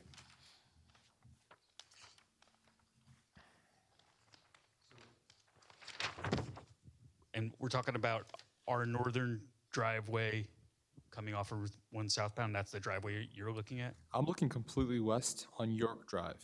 So completely west My of the drive? Because we have two driveways, one off of Route 1, and then we have a shared driveway with the diner that goes to Fox Road. So completely west of the sign. There's only one sign, right? Two-sided sign. So completely west on York Drive. So you're asking about York Drive? property Yes. off, Oh, off I of thought the, you off said of the my site. drive, No, your no, no. drive. I said York Drive, the road that's next to Fox Drive. That's running parallel. I have no idea Okay. the elevation of your What about drive. Fox Road? What would the elevation be there? Where it depends on where you are looking. Along our frontage, it varies, and I have elevations from our near side gutter line. So the gutter line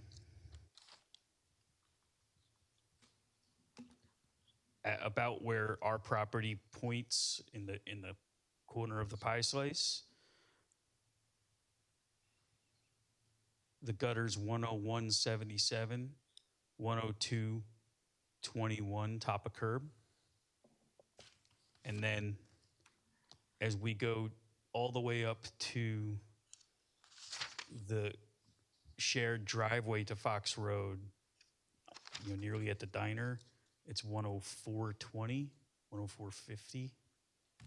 So it varies about 2.5 to 3 feet. Okay. My only concern is the community south of that, on the corner of York Drive and Fox Drive. That community, it seems like it's a 20-foot drop, more or less, with the elevation. Could you get an exact number on that? We didn't survey that far south. Okay. Let me just catch up here on York Drive because I wasn't ready for that. My concern is there's multiple multifamily there, right? Plenty of apartments, condos that are going to be impacted by this, 500 square foot sign that's going to be shadowing a cast over their houses. So I'd like to know what the elevation would be on those houses for reference. So that, I don't have the topography over there. I'll be honest with you, I don't. If like you're saying it's 20 feet lower, I would say that the existing plantings that are up by the highway between Fox Road and the sign will probably block that sign. I haven't performed a sightline study on that, but I think down in that area is one of the least areas of concern. It's just my hunch. Okay. Yeah, I expressed the concern last time as well to the group that, there's multiple residents there in that area. It's very congested. There's got to be 10. There's got to be 10 intervening residential buildings.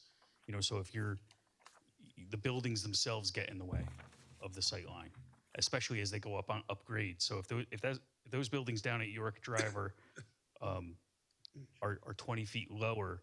The intervening buildings are higher than those buildings, and also serve probably to block some views. Okay, thank you. You're welcome. Any other questions? Mr. Chair. Mr. Butler, I want to say a couple of things. I did watch the meeting, the January meeting, and it was very good because a lot was very familiar to me. And I have to commend you on one hand that you left that meeting with a lot of questions from the board, Mr. Bignell, tree trimming unauthorized, heights, candle lights, a lot. And I have to commend you on, you did come very well prepared, in my opinion, with addressing all of those concerns. Thank you. Tonight, I also heard that you reduced the height from 60 to 50 feet. The size of the screen, we'll call it 14 by 48 to 12 by 41. And then also lowering the height from 60 to 50. If I didn't say that, I'm repeating, but also that. So my question is this: with all that you've achieved and addressed as asked, I still hear Mr. Bignell's question, which is now my question also. I haven't heard a good reason why it has to be 50 feet high for reasons that appear to me to be just arbitrary. So why can't it be lower than 50 feet, as you've addressed most of the concerns as asked of you? That's my question. Well, let me put it this way. Let me say I will get back to you on that question, because I'm not, being the attorney, I can't answer that question. But I will get you an answer to that question, if that makes sense. I can't provide testimony, so. I guess my question is, it sounds like 50 feet in all that I've heard tonight is appreciated. Mm-hmm. But it seems arbitrary that it has to still be 50 feet. No one has come up with a reason why does it have to be 50 feet, especially that it is so high. Or looking at it, and I know this area very well. I live very close. Okay.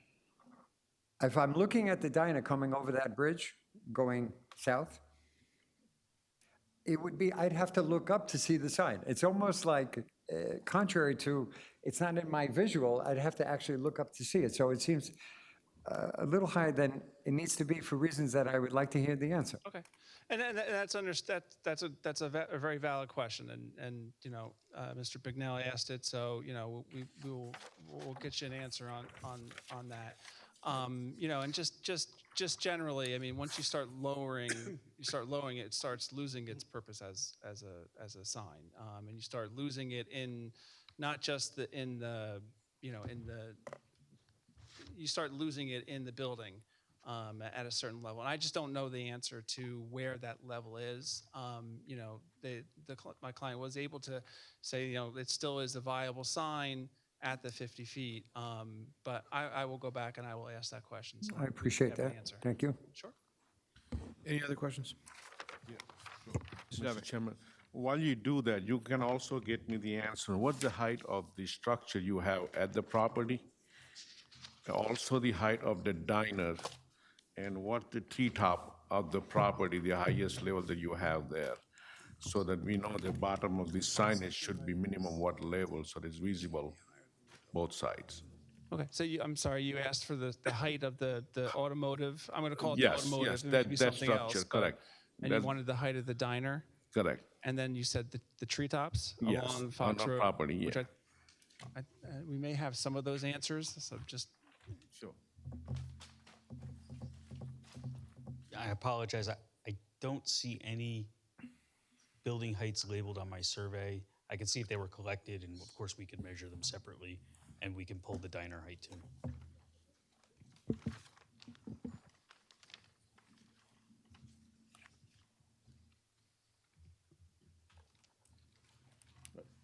Thank you, Mr. Chairman. Thank you, Mr. Stavi. So, Mr. Butler, I'd like to keep the train moving down the track here, so. I'm with you. Thank you. You guys are getting paid by the hour, we're not. Yeah. So we can, if we can keep things moving along, if Mr. Doherty is able to determine those answers and provide them, we'll do it while the record's open, and if you have any other witnesses to call. Yep, I'm with you. I agree. I want to keep this going because this has been going on for a while. Thank you. So Dan, thank you very much. My next witness. Thank you. Excuse me, before we go on to the next witness, I'd just like to request a copy I had of Mr. Bignell's report, because there was a discussion, and I do not get the updated report. I don't. Steve, what report do you have? The last report I have is from 2023. Yeah, that's the last one I have. July. So there hasn't been any report since? No. Correct. The reference to the report you were discussing is that report? That's the July Okay. 2023 report. All right, thank you very much. Thank you. Just wanted to make sure I had the most recent report. Okay. My next witness is John Andolfi. Did I pronounce that correct? I'm sorry, John.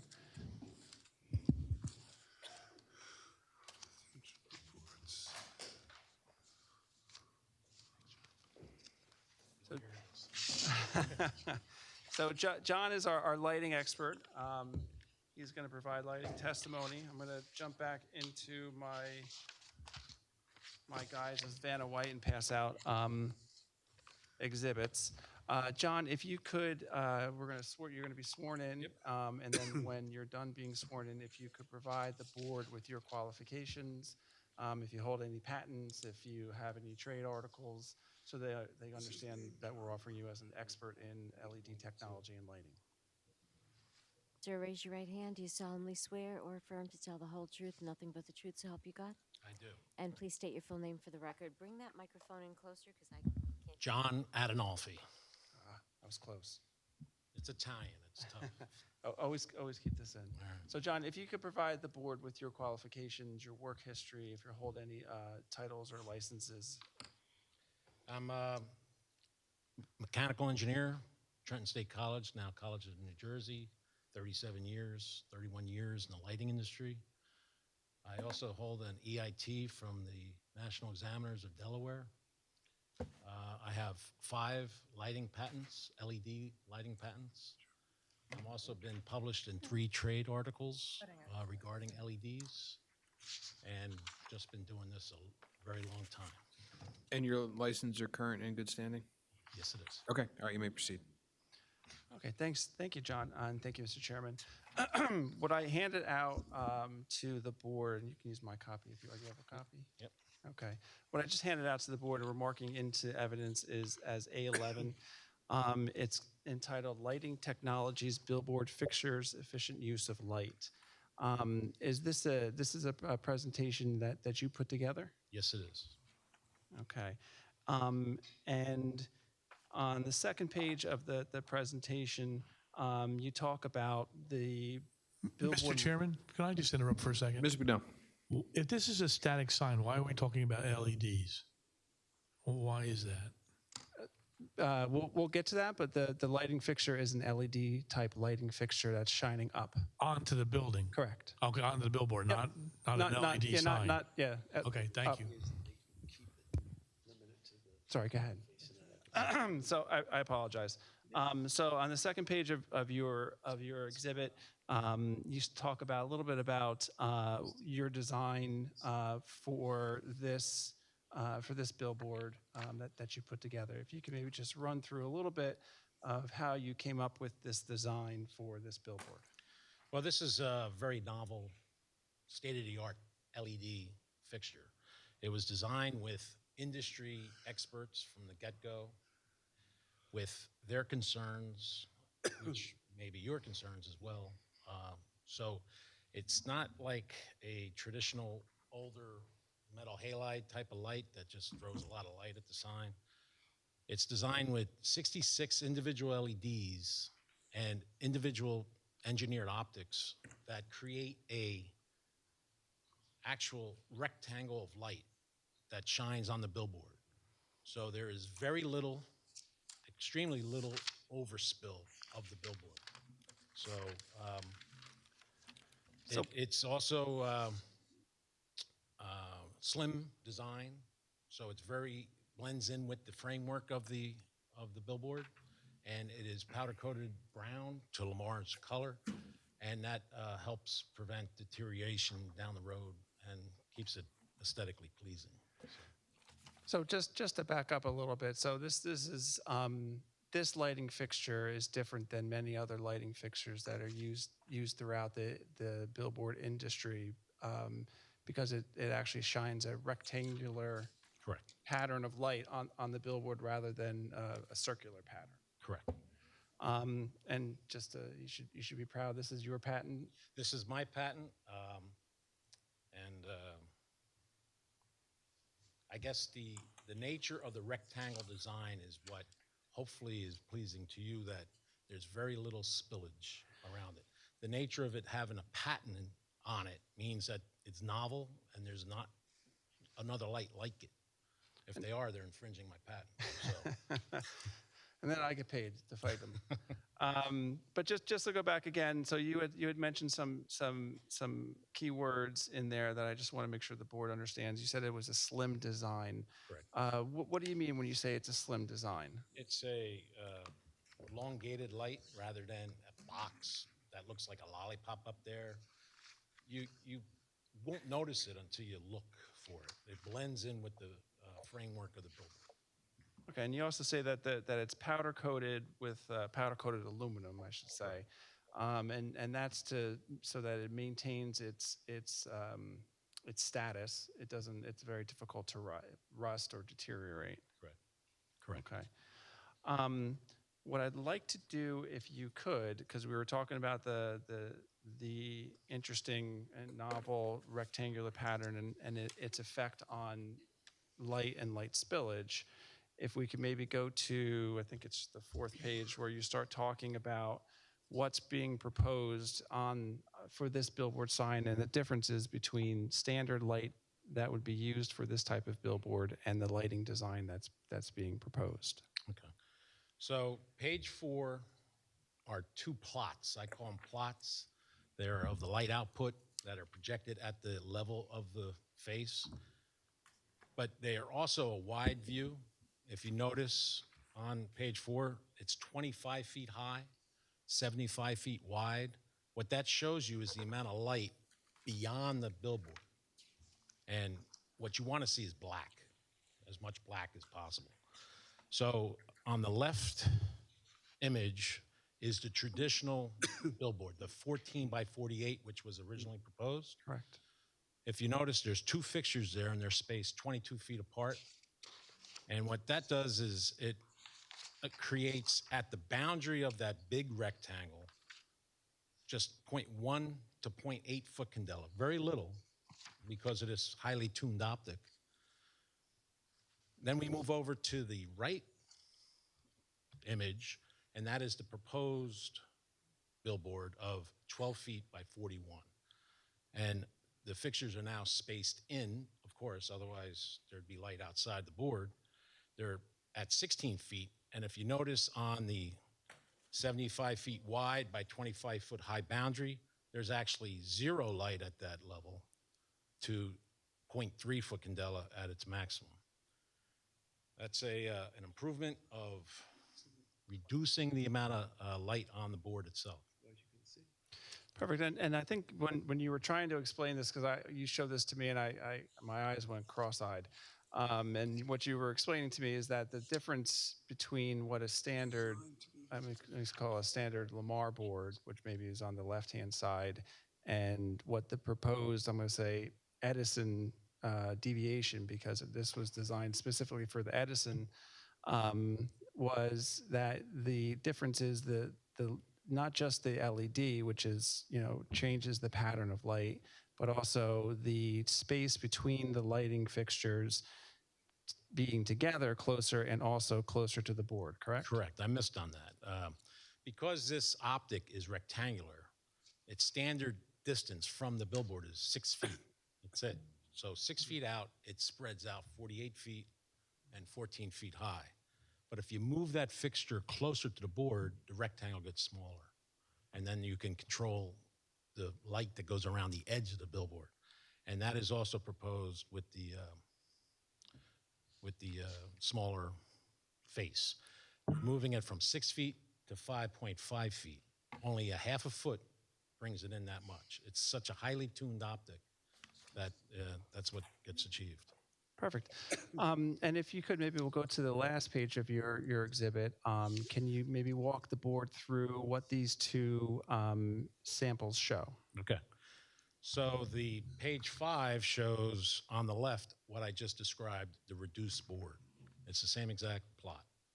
The one on the right is a traditional billboard of other manufacturers. If you're looking at that image, you see how much light is beyond the board.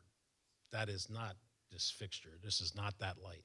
This light controls the light to the billboard very efficiently and has very little spillage. So concerns which were heard from day one in the design, not to have outside light. There's upward glow and things like that that are mentioned. Very little of this. And if you see it, 0, as a matter of fact, at 25 feet. So, and that's good that you brought it up. There was a question about the board, and maybe from Mr. Bignell about the concern about sky glow from billboards in general, and whether that was going to happen here. What you're testifying to is that the way that this is designed, and it's specifically designed for Edison. The way that this is designed is to prevent that sky glow. And when I say it's specifically designed for Edison, this actually would be this actually is less lighting than you would normally put on a board. But Lamar, if I'm correct, Lamar asked you to lower those down so that it would not have any type of issue outside of the board. Correct. And I think you heard Mr. Doherty before just say that it was his opinion that this lighting would meet the township's code. You did review the township's code. Correct. You agree with that testimony that this lighting would meet the township's performance standards. I do. Okay. I have no further questions. Does the board have any questions for Mr. Adenofi? Yeah, Mr. Chairman. Mr. Dave. So this is LED stationary light fixture. Correct. It has the ability to change the color, or it's just one color, white or yellow, whatever the color you said, that's the color. You're not changing colors, red, blue, green, purple, yellow. Stationary, but change the color. You're not, this fixture doesn't have that ability. This is it would be always constant white or yellow, whatever you do it. Constant white. Okay. And then what is the voltage? I mean, I know it's a LED light fixture. Compared to regular halogen light fixture, probably they're putting on other billboards. Compared to that, a halogen light is about 400 watts per fixture. These fixtures are 150 watts. okay, that's consumption, but it still gives the output of 400 watt. The lumens. Comparative light amount? Yeah. That's lumens out of the light, and yes, it's equivalent lumens, just like if you buy a light bulb for your house, they say. So the sky glow probably would be the same as, you're just stopping the spillage by using this fixture, because you have LED, it's not a cove light, but it is a small LED. Every light LED has different focusing, like a bullet, and that's how you're controlling the spillage. The way this light is designed is each LED has the same exact optic, and that optic makes a rectangle. So when you have 66 LEDs in this fixture, it's creating one image. The other technology is creating lots of different circles going all over the place, and it's less efficient, a lot more spillage light and whatnot. But the reflection from the signage would be same, whether it's this light or LED light or the different light. The reflection comes back from the vinyl would be the same. Reflectance is based on probably illuminance. Yes. Correct. Okay. All right. Thank you, Mr. Chairman. Thank you, Mr. Dave. Any other questions, Mr. Adenofi? Seeing none. Thank you very much. Mr. Butler. Yep. Thank you. Thank you, John. All right, my next witness is Justin Taylor. He's a traffic engineer with Dynamic Engineering.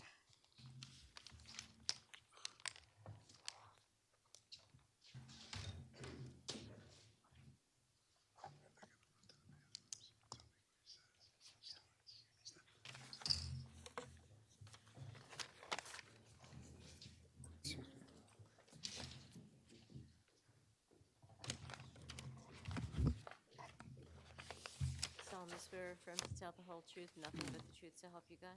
I do. And just state your full name. Justin Taylor, Taylor. And Mr. Taylor, if you could just present your brief summary of your qualifications to the board, please. Surely. I'm a licensed engineer in the state of New Jersey, as well as Pennsylvania, Delaware, and Texas.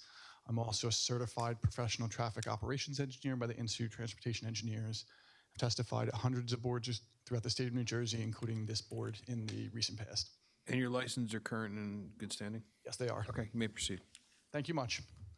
All right, Justin, if you could just provide the board, if you could provide the board with your testimony regarding traffic impacts from this proposed billboard. Sure, absolutely. I'm going to walk around with exhibits. So I've been here before this board several times talking about how people see and how people view billboards. I don't think I need to belabor that point again, but I think it's critical to talk about the federal studies that have been done in regards to both how people see and how people view billboards, but be they static or digital. The first study is the 2006 study performed by the National Highway Traffic Safety Administration, which documented that fixations or glances away from the roadway of more than 2 seconds have the potential to cause crashes or near crash incidents. And the second study is the 2012 FHWA study that, again, documented that in the presence of billboards, people glance on average at a static billboard for 0.335 seconds. So the threshold for creating unsafe conditions is 2 seconds, and the visibility and how people view static billboards is 0.335 seconds. So based on that, it's my opinion that the construction of the billboard is not going to create any type of safety hazard in this location or really any location. So then it takes us a little more specifically into the proposed location we're talking about. Now, Route 1 is an urban principal arterial roadway under the, principal arterial, I'll slow down, I apologize. An urban principal arterial roadway with a 50-mile-an-hour speed limit that carries approximately 95,000 vehicles per day. We performed a site visibility study or a cone of vision analysis for this proposed location. So I guess I will introduce. Yeah. Everything that I'm talking about is contained in what Mike just passed out to you in 812, a summary of all of our findings and the analysis that we did. And the date of that is last revised August 11th, 2023, correct? That is correct. And the second study that I was moving on to is entitled Site Visibility Study. It consists of 2 sheets. The first sheet is traveling in the northbound direction. The second sheet is traveling in the southbound direction. And the date on that is April 20th, 2023. And just for the record, do you want, Mr. Chairman, do you want us to mark, because this is a 2-sheet exhibit, do you want us to mark each exhibit separately, or we could do it together? It's a packet, you can do it together. Perfect, thank you. So that is marked as A13. Perfect. It is the site visibility study consisting of 2 sheets. And what we did was take a look at the proposed location of the sign, the height of the sign, and the roadway characteristics of Route 1, the target audience of this proposed billboard, in order to see how long and when it was going to be visible to the motoring public. Now, what we in the traffic industry start out with is about 1,000 feet from the billboard. You start to recognize that it's there, maybe determining some of the context, or if the text is large enough, the text that goes along with the billboard. And then we want to keep it and analyze within the 20-degree cone of vision, or 20 degrees to either side of center, which is considered your center of gaze, how long is this going to be visible for the motoring public? So sheet 1 of that plan set is for the northbound traffic. And the billboard will remain in the cone of vision for approximately the next 720 feet. So at the 50-mile-an-hour speed limit, that would translate into a viewing time of 9.8 seconds. Now, understanding that people may or may not be traveling at 50 miles an hour, we also ran the calculations for both 60 and 75 miles per hour. And at 75, it's visible for 6.5 seconds. Now, that gives plenty of time for the vehicles to identify the sign and identify the context and content of the message, should they be interested in what's on the billboard. I would note that the average time people spend looking at it, which is multiple fixations, is anywhere between 7/10 of a second and 1.4 seconds for a static billboard. So in that, we have a view shed of 6.5 seconds, even at 75 miles an hour. It's my professional opinion that there's plenty of time to view this billboard as you're driving in the northbound direction. Similarly, we did the analysis for the southbound direction. That is sheet 2 of the plan set. It starts again at about 1,000 feet out and then is in the cone of vision for another 845 feet. So at 50 miles an hour, it's a viewing time of 11.5 seconds. All the way up to at 75, it would be 7.7 seconds. So it's my opinion, again, that the location of the sign provides for good visibility and good legibility for the motoring public along the roadway. I would note, and there's been some discussion, I think it's my responsibility to touch on, there's a rationale, in my perspective, of the height of the billboard. Right? I know we heard that it was 60 feet. We've now brought it down to 50 feet. I think, and the important piece to look at, and Mike, I don't know what we marked the newest ones at. These are. So this one is a. Hold on. Let's do this. No, hold on. I'll just show you. Yeah, show me yours. There were mock-ups done of the visibility of the billboard. Now, I agree with you. As you're coming out of New Brunswick and you're coming over the bridge, it's visible. Right, because you're at a much higher elevation than the actual billboard is. Did we not mark all 4 of them? No, just A7 and A8. Okay, so I think a more critical import is A8 that was marked, and it's the people traveling in the southbound direction. Now, you've heard testimony from Mr. Doherty that the billboard from the driveway location to the base of the billboard is about 7 feet. As you travel further north up Route 1, you're gaining in elevation. Now, it's a little bit flatter, but you're still gaining another 3, 4, 5 feet all the way out to that 1,000 feet. So what we find is that the top of the billboard is really only 40 feet potentially above the road surface in that southbound direction. And what happens is, as we lower the sign, you start to lose the billboard behind the other cars along the roadway. A8 is a prime example of if there was an SUV or a van or a tractor trailer that are prevalent along Route 1, you would start to lose that sign behind the billboard. And the lower you bring that, the less effective it is for the visibility of the sign in that southbound direction. And when they mount the boards, they don't stagger them, they don't offset them. So the height of the billboard is really set by this view shed, as opposed to the northbound view shed where it does appear higher in there. So I think the rationale behind the lower height is a point where it is still visible and viable as a sign for this southbound view shed. So in summary, there have been multiple humanistic federal studies that have shown that the presence of billboards do not create any type of safety hazards or crash incidents. And it's my opinion that the billboard has been located for good viewing of the motoring public from both a horizontal and a vertical elevation. Perfect. I have no further questions of Mr. Taylor. Does the board have any questions, Mr. Taylor? Mr. Chairman? Vice Chairman. Yeah, looking at this exhibit with the lighting going to the Route 1, what about the lighting going to the residents? The lighting? Well, you show the lighting going to Route 1. So you're talking about what we marked as A13? Yeah, exhibit A13. Yes.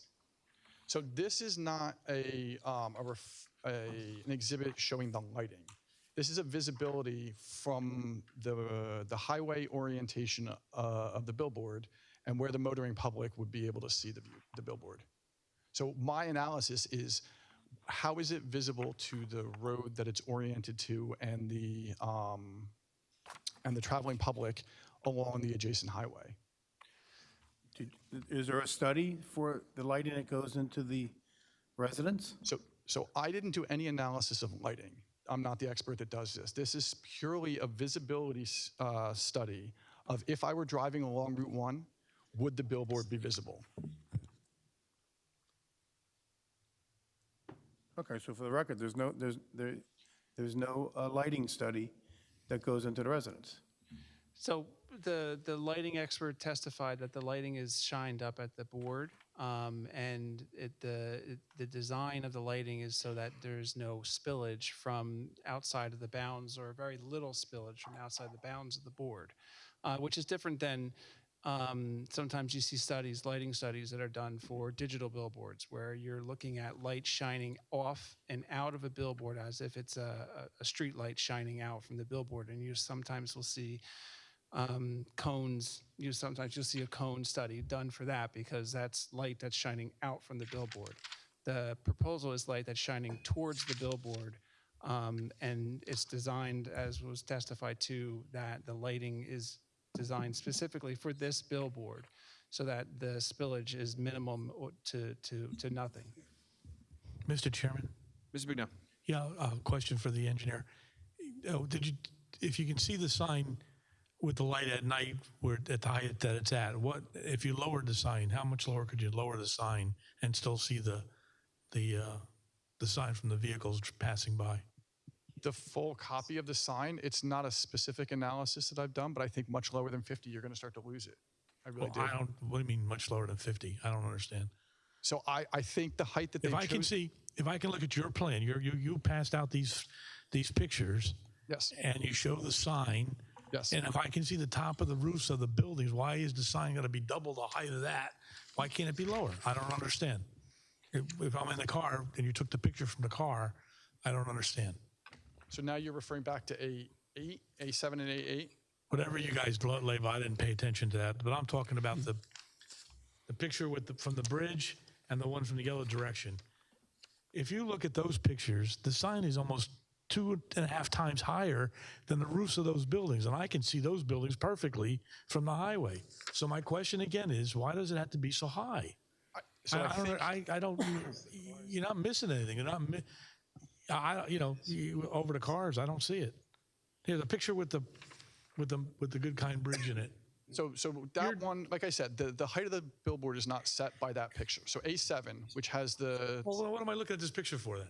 If it's not, so that's a mock-up example of what the billboard's going to look like from Route 1 north. But it doesn't. But this is not what it's going to look like from the height that you're proposing. No. That is the height that's being proposed. Okay. That's the size of the board that's being proposed. And if you could lower that sign 1.5 times the width of the sign, you'd still be on top of those buildings, and you could still see it from the highway. But Mr. Bignell, if you move to the next exhibit, which was marked A8, and it's the view shed as you're traveling southbound along Route 1, as you lower that sign, if there was a van or an SUV in the middle lane here, you would not be able to see the sign even at this height.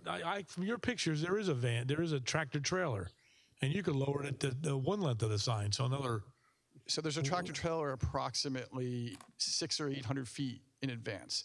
If there was a tractor trailer 50 feet in advance, you would start to lose the sign. And as you would travel with that vehicle, the sign would still remain obstructed. I'm not buying it. And so professionally, I believe that this is the height that's necessary in order to make the sign Professionally, I think it's too high. And I think it's at the entrance of our township, and I think you have a problem with this. And your pictures show it.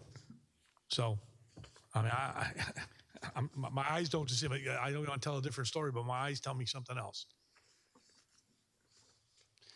Okay, Mr. Chairman. So from Mr. Taylor, in your professional opinion, as a traffic expert, you start to lose the sign when you start lowering it to a certain point because of the traffic and the topography. That is correct. Okay, and also what you had testified to is that the height of the sign is really set by the, I'm going to say, Route 1 South read rather than the Route 1 North read, and the way that signs are designed, you don't stagger heights. You keep them in one general height rather than stagger them, because that creates an issue with how signs are Mr. designed. Chairman? That's correct. Mr. Bino. And then follow up then, how close do I have to be to the sign on the highway to read it? I can see it in the distance, but I may not be able to see the message because I don't have, eagle eye sight. How close do I have to be before I can read the message? And how long does it take me to get past that to the sign so that I don't see the sign anymore? So if I'm traveling at whatever speeds we're talking about. So the sign really becomes relevant at approximately 1,000 feet from the sign. All right, I can read the detail in the sign at 1,000 feet? No, what I'm saying is it becomes relevant, becomes part of your view shed that you're going to absorb.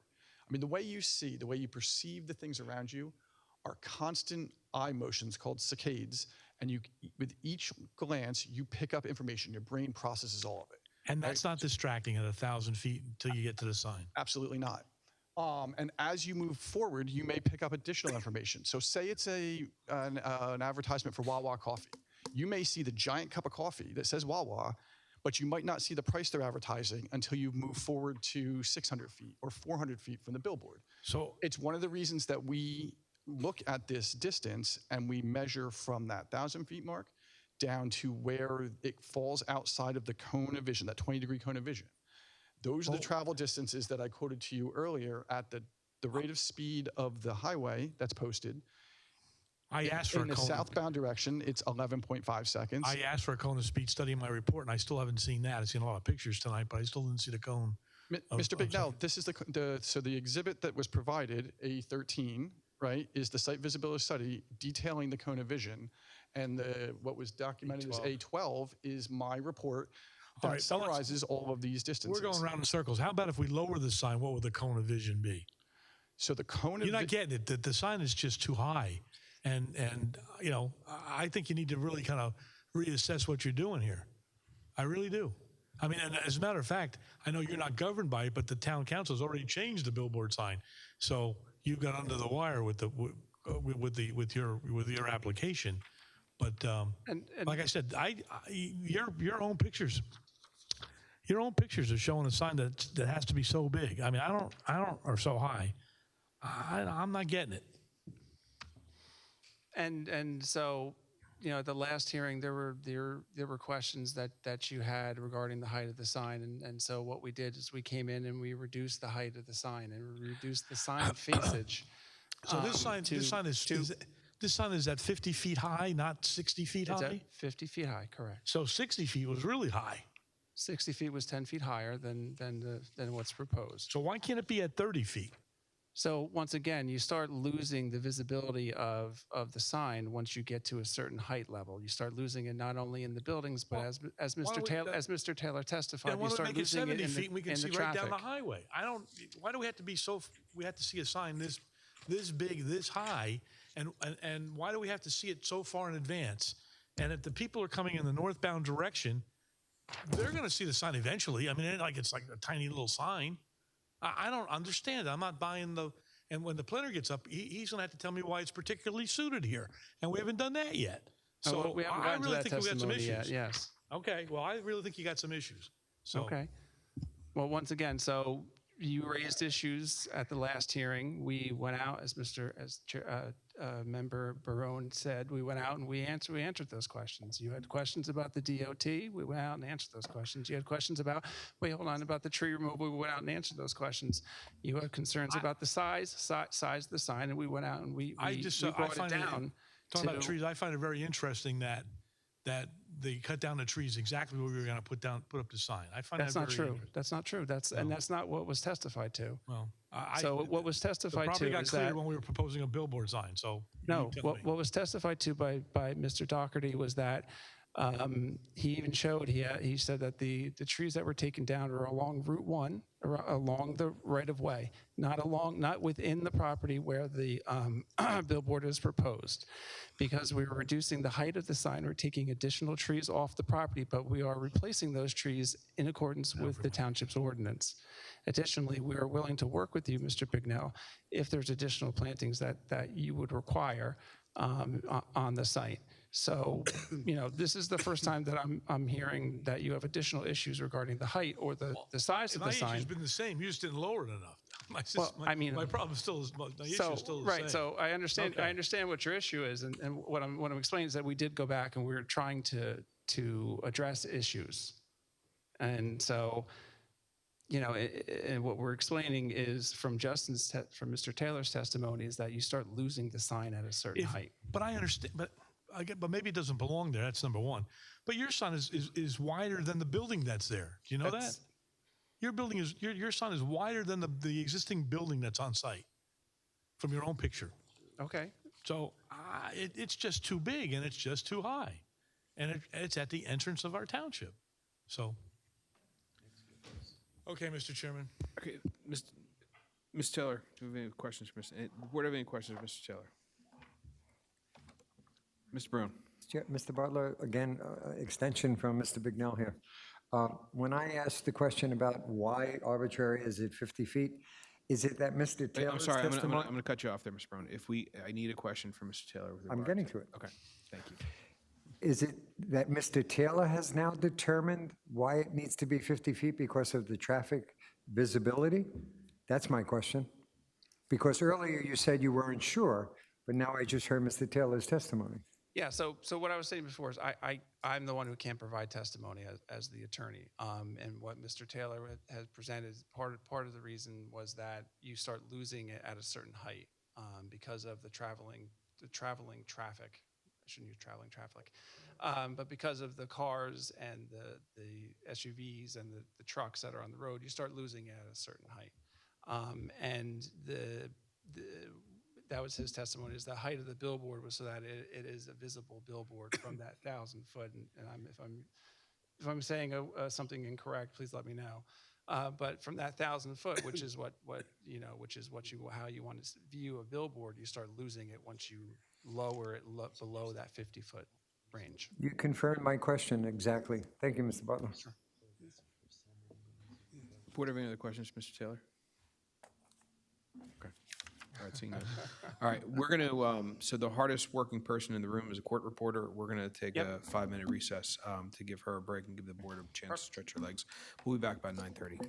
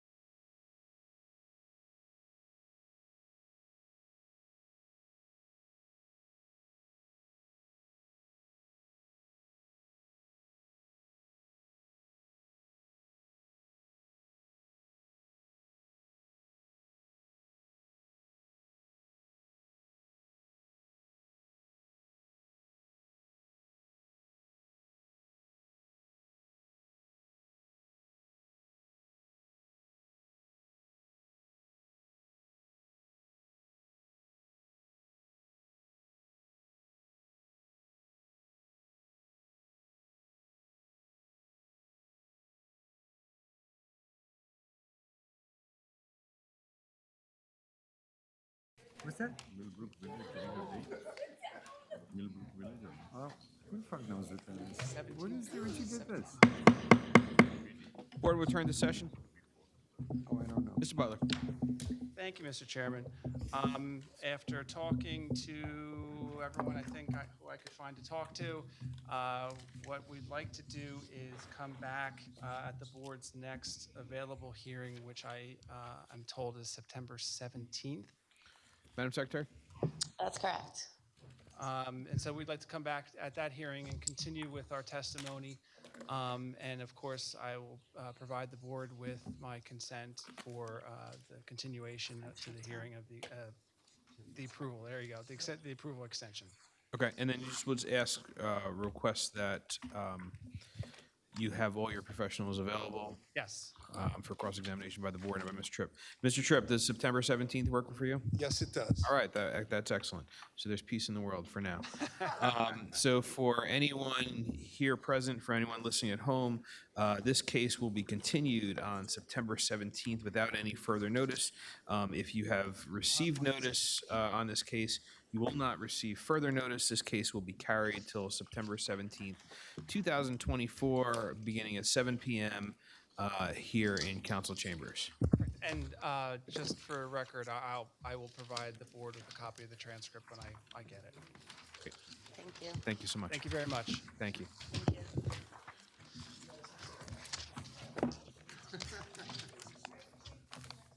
Okay. All right. So we're going to take 2 minutes to allow the court reporter to change the tape and the next case to set up.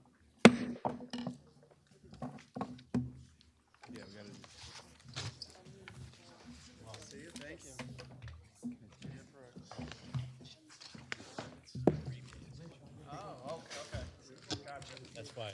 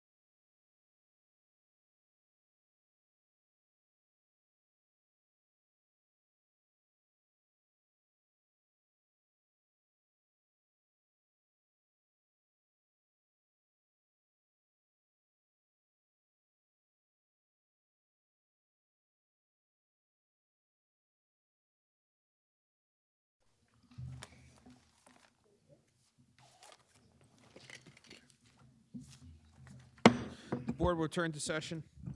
Madam Secretary, next case on the agenda. Number 4, case number Z28, 2022, quick check hearing for conditions. Good evening, Mr. Kent Smith. Mr. Chairman, members of the board, Henry Kent Smith, Fox Rothschild, appearing on behalf of Quick Check. And we're here tonight pursuant to an order of April 5th, 2024 from the Honorable Benjamin Buca. We had filed a prerogative writ from the board's denial in 2023. Judge Buca has determined that the resolution of denial was to be rescinded and has sent us back to you for the conditions that would be pertinent to the approval of the site plan as ordered by the court. I have worked with the board attorney in terms of those conditions. Together, we've reviewed the transcripts of all of the hearings and all the representations that we made. And I believe that the stipulation of conditions that we presented to this board accurately represents all of those conditions which we have agreed to in the prior hearings. In addition, I believe Ms. Shaw has also added a standard set of conditions that basically appear in every resolution. And again, we have no issues with that. The only thing that I wish to just bring to the board's attention on the stipulation is there is a reference in a couple of paragraphs to the plans. So I think it probably would be a good idea that we define what the plans were that the court had ordered as approved. And just so I can put this on the record, the plans that were before the board when the board took its action were plans entitled Preliminary and Final Site Plans for a Proposed Quick Check Food Store with Fuel Sales dated June 30th, 2022, last revised February 1st, 2023, and prepared by Bowler Engineering. So I just think that when we're talking about, well, what was the plans that were approved by the court, those would be the plans. So I think that would be the only thing I would add to the stipulation that would make it clear that we're talking about that set of plans. So with that, Mr. Chairman, that's what we. Michelle? So I think for the record, we should put the conditions and stipulations out for the board so everybody can comment. Okay. Because after the conditions and stipulations are placed upon the record, then the public will have an opportunity to comment, which Mr. Combo will indicate the instructions for. So then, Mr. Chairman, if it's okay with the board, then I'll just walk right through the stipulation and conditions. And what you're going to hear are the transcript citations, because I think that's important, of the testimony that are the basis for the condition. So as I go through each one, you'll have a transcript citation. Without objection, that'd be appreciated. Thank you. Thank you. So the condition number 1 is the subject property is located in the PB zone and designated Block 4A, lots 24, 25 of the Edison Township tax map. That's from the application. Applicant was represented by me and Mr. Chang of Fox Rothschild. Again, that's part of the application. And then 2 statements of fact. One is the public was provided an opportunity to speak and did speak on the conditions that were attached to the approval and the, no, excuse me, I'm sorry. Hearing on October 21st, 2022. Sorry, I was reading from my notes. So the first condition from hearing 1, October 22nd, 2022, applicant agrees to comply with the requirements of the Township of Edison Municipal Code, section 11-4, related to 24/7 use and operation of the property.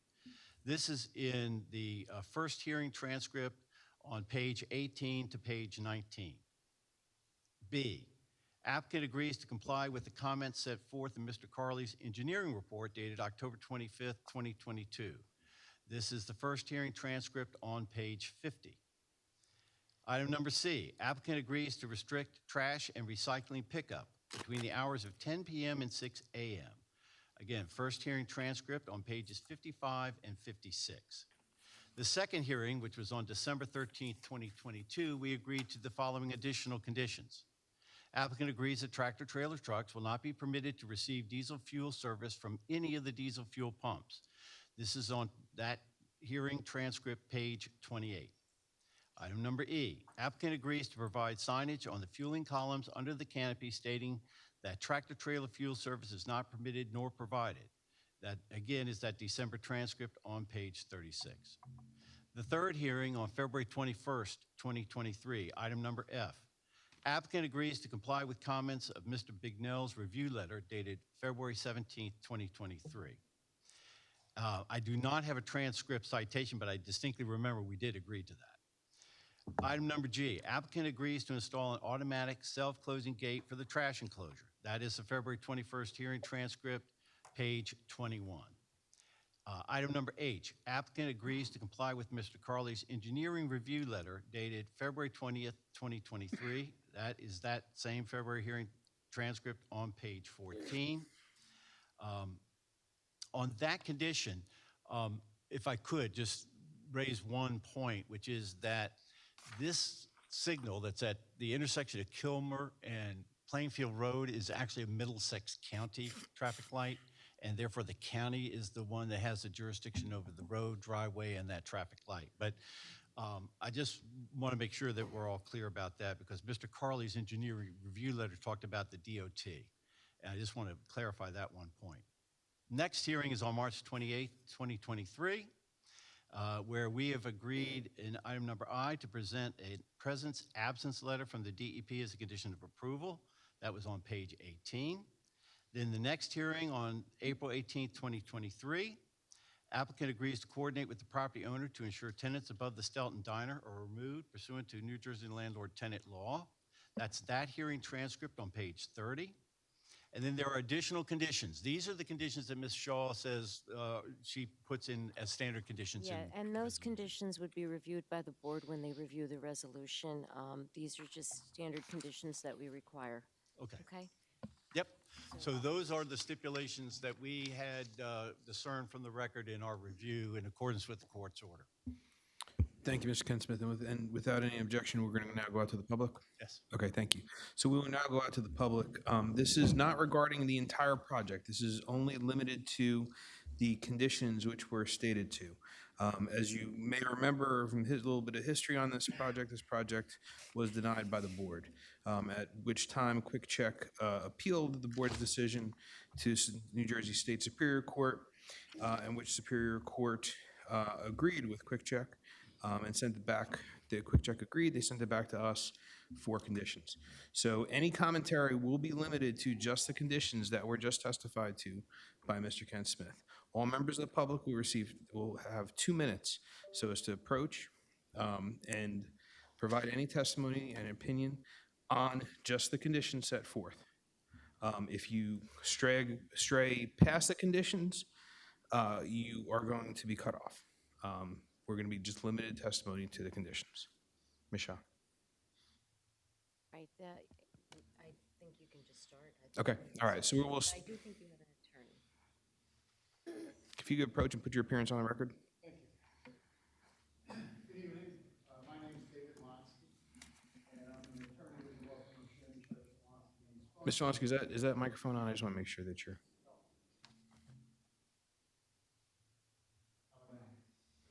No.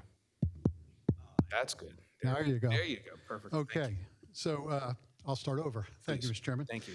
David Lonsky, law firm of Shamby, Shivers, and Lonsky. I represent an objector, Aftab Aslam, and the company that he runs known as KKC Food, Inc.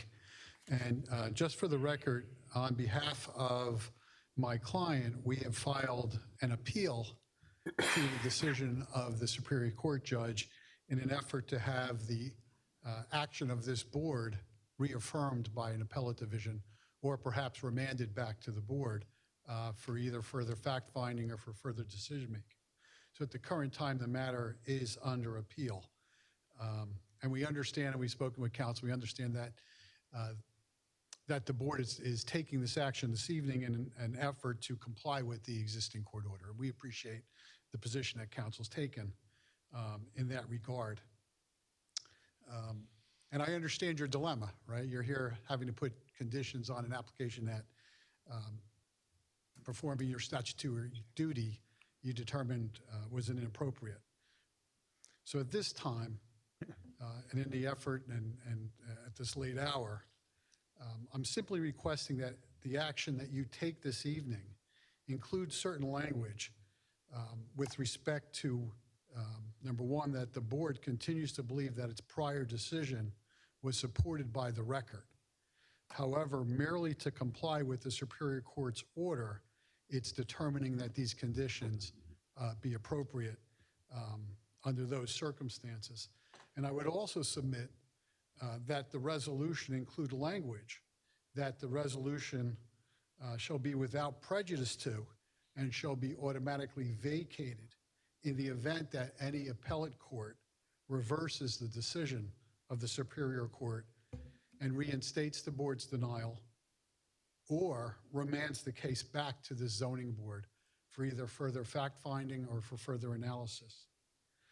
So with those two caveats, and I did read the transcripts, and I appreciate counsel's recitation of what was the conditions, and tend to agree with the conditions that were in those transcripts, being those that counsel has set forth.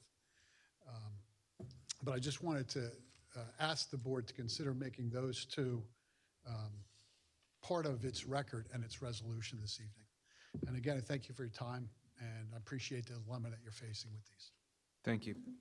Mr. Kent Smith, if you'd like to respond to that. So as to item number one, quite honestly, the court's order was pretty clear, and I don't think opining on the board's position relative to the underlying merits of the case is warranted. Secondly, I do agree that if this were to be reversed by some appellate court, yes, this resolution that we're discussing tonight, if it was reversed in the appellate court, would be vacated as part of that reversal. I think that's just basic law. So as the board's attorney, I do concur with both counsel in their various positions. What I will state very clearly is that I think the judge has already ruled. We have a decision. I understand it's on appeal, but we're still going to continue to comply with the court's order and the resolutions. Simply, it's pretty obvious, and it is law, that if obviously the appellate division decides to reverse Judge Benjamin Buca's order of April 5th, 2024, then anything we do here today would likely also have to be vacated, and we'd have to come back if it's remanded or if it's reversed. I don't know what the appellate division will do. The board itself is not going to take further position on this matter. So let's move forward with the conditions so we can comply. Start with 200 feet. Start within 200. Okay. All right. So anyone within 200 feet of subject site wanting to be heard, if you're in 200 feet of the site, you've received the notice via certified mail.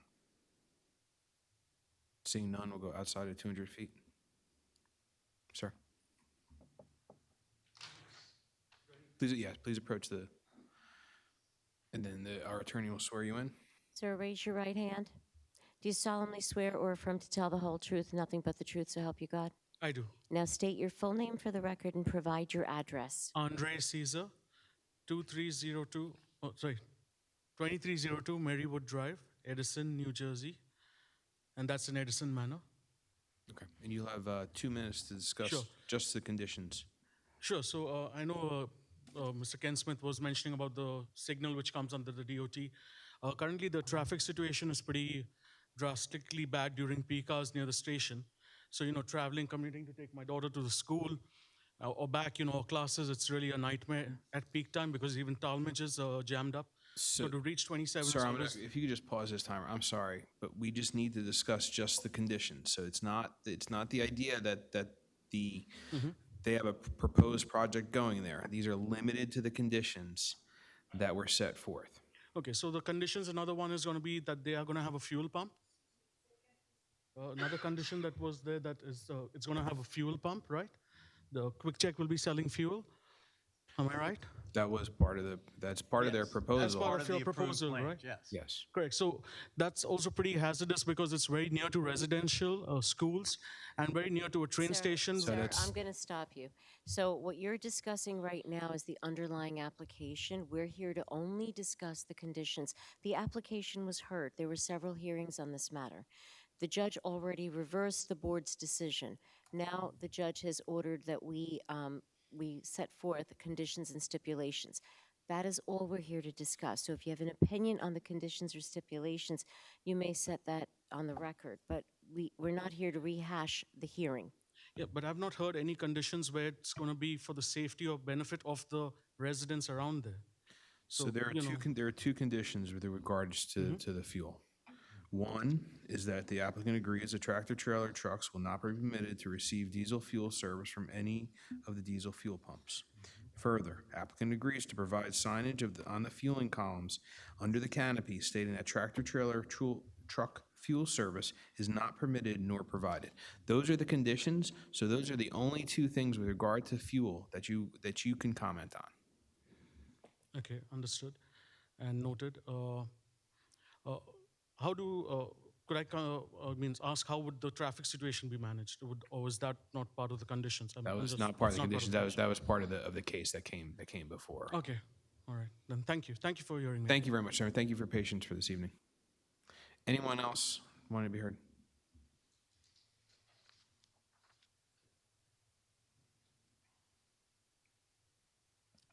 Raise your right hand. Do you solemnly swear or affirm to tell the whole truth, nothing but the truth, so help you God?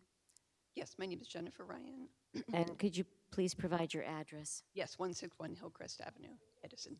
161 Hillcrest Avenue, Edison. Okay. You may proceed. You have 2 minutes. Yes, thank you. I was, just had a quick question about the conditions for the occupants of the rooming house. Where will they go? So the condition that we agreed to is that we will fully comply with all the requirements of New Jersey landlord-tenant law relative to relocation of tenants. That includes the notice, that includes the relocation allowance under the statute. So all of the landlord-tenant protections will be in place. We will abide by them to relocate the It's my understanding that they're rather weak, and that I think that more should be done for people who obviously have very little money to afford anything in Edison. And it is in your best interest to encourage Quick Check, who has a lot of money, to provide better housing for them.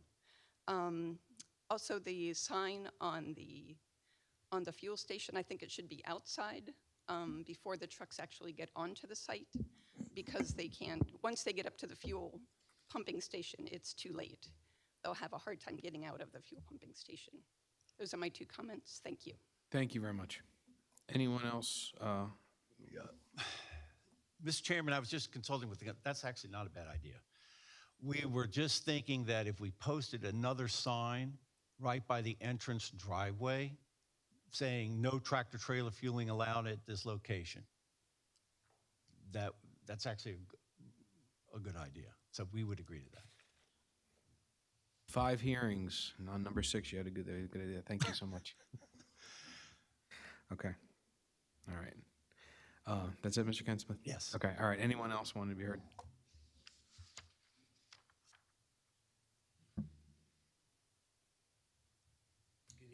Good evening. Sir, raise your right hand. Do you solemnly swear or affirm to tell the whole truth, nothing but the truth, so help you God? Yes, I do. Please state your full name and provide your address. Yes, my name is Robert Carter. My address is 433 Plainfield Avenue, room number 8.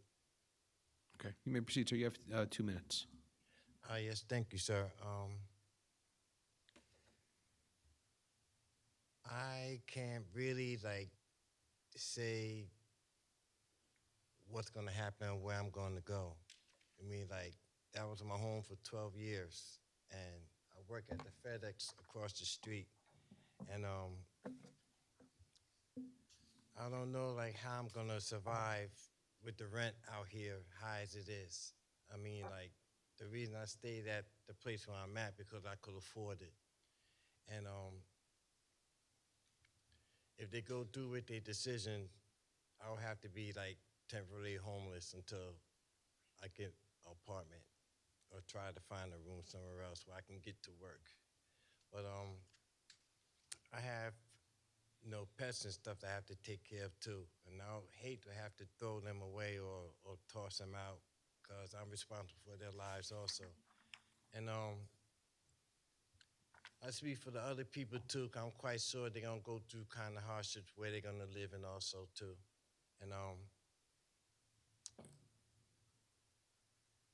don't think it's a good idea having the gas station there because it's gonna be a lot of traffic. I'm sorry, sir. The guess that's just beyond the conditions. Oh, I apologize. No problem. No problem. But I just hope, I think that place should be like a historical place because it's been there so long, It's a restaurant, and it's been there for a while. It should be like an historical thing or something like that, preserve it, I think it was supposed to be across the street from my Army base, but I would hate to see it go, but I wouldn't want to be homeless. And I don't mean to beg or humiliate myself by presenting this, but thank you. Thank you very much, sir. Anyone else wanting to be heard? Last call. All right, can I get a motion to close the public portion? Motion to close public portion. Second. Motion by Vice Chairman O'Gorman, second by Mr. Sadato. All in favor signify by saying aye. Aye. Opposed, nay. The ayes have it. Public portion is now closed, and we'll go to the board. Mr. Chairman? Vice Chairman? Yes, I'd like to make the motion to accept trial court Judge Benjamin Buka court order, in reference to the conditions of approval list from Ms. Shaw, attorney, from Henry Kent Smith and Ryan O'Sullivan on the conditions of approved list. That was on the record. In addition, the applicant agreed to add an additional sign in reference to the fueling for the diesel, not required, and also on Mr. Carley's report, item number 8, that at the traffic light falls under the purview of Middlesex County and not the Department of Transportation. Second. Motion made by Vice Chairman O'Gorman, second by Mr. Sadata. Roll call, please. Mr. Chabra? Yes to the motion. Mr. Cerrito? Yes on the motion. Mr. Barone? Yes on the motion. Mr. Dove? Oh. Mr. Sadaha? Yes on the motion. Vice Chair O'Gorman? Yes on the motion. And Chairman Kemba? Yes on the motion. Thank you. Madam Thank you Secretary. very much, Mr. Chairman, members of the board. We greatly appreciate your time. Thank you. Madam Secretary, is there any more further business to come before the board this evening? That is all that matters this evening. All right, seeing none, can I get a motion to adjourn? Motion to adjourn. Second. Motion made by Mr. Sadata, second by Mr. Cerrito. All in favor signify by saying aye. Aye. Opposed, nay. The ayes have it. Board stands adjourned.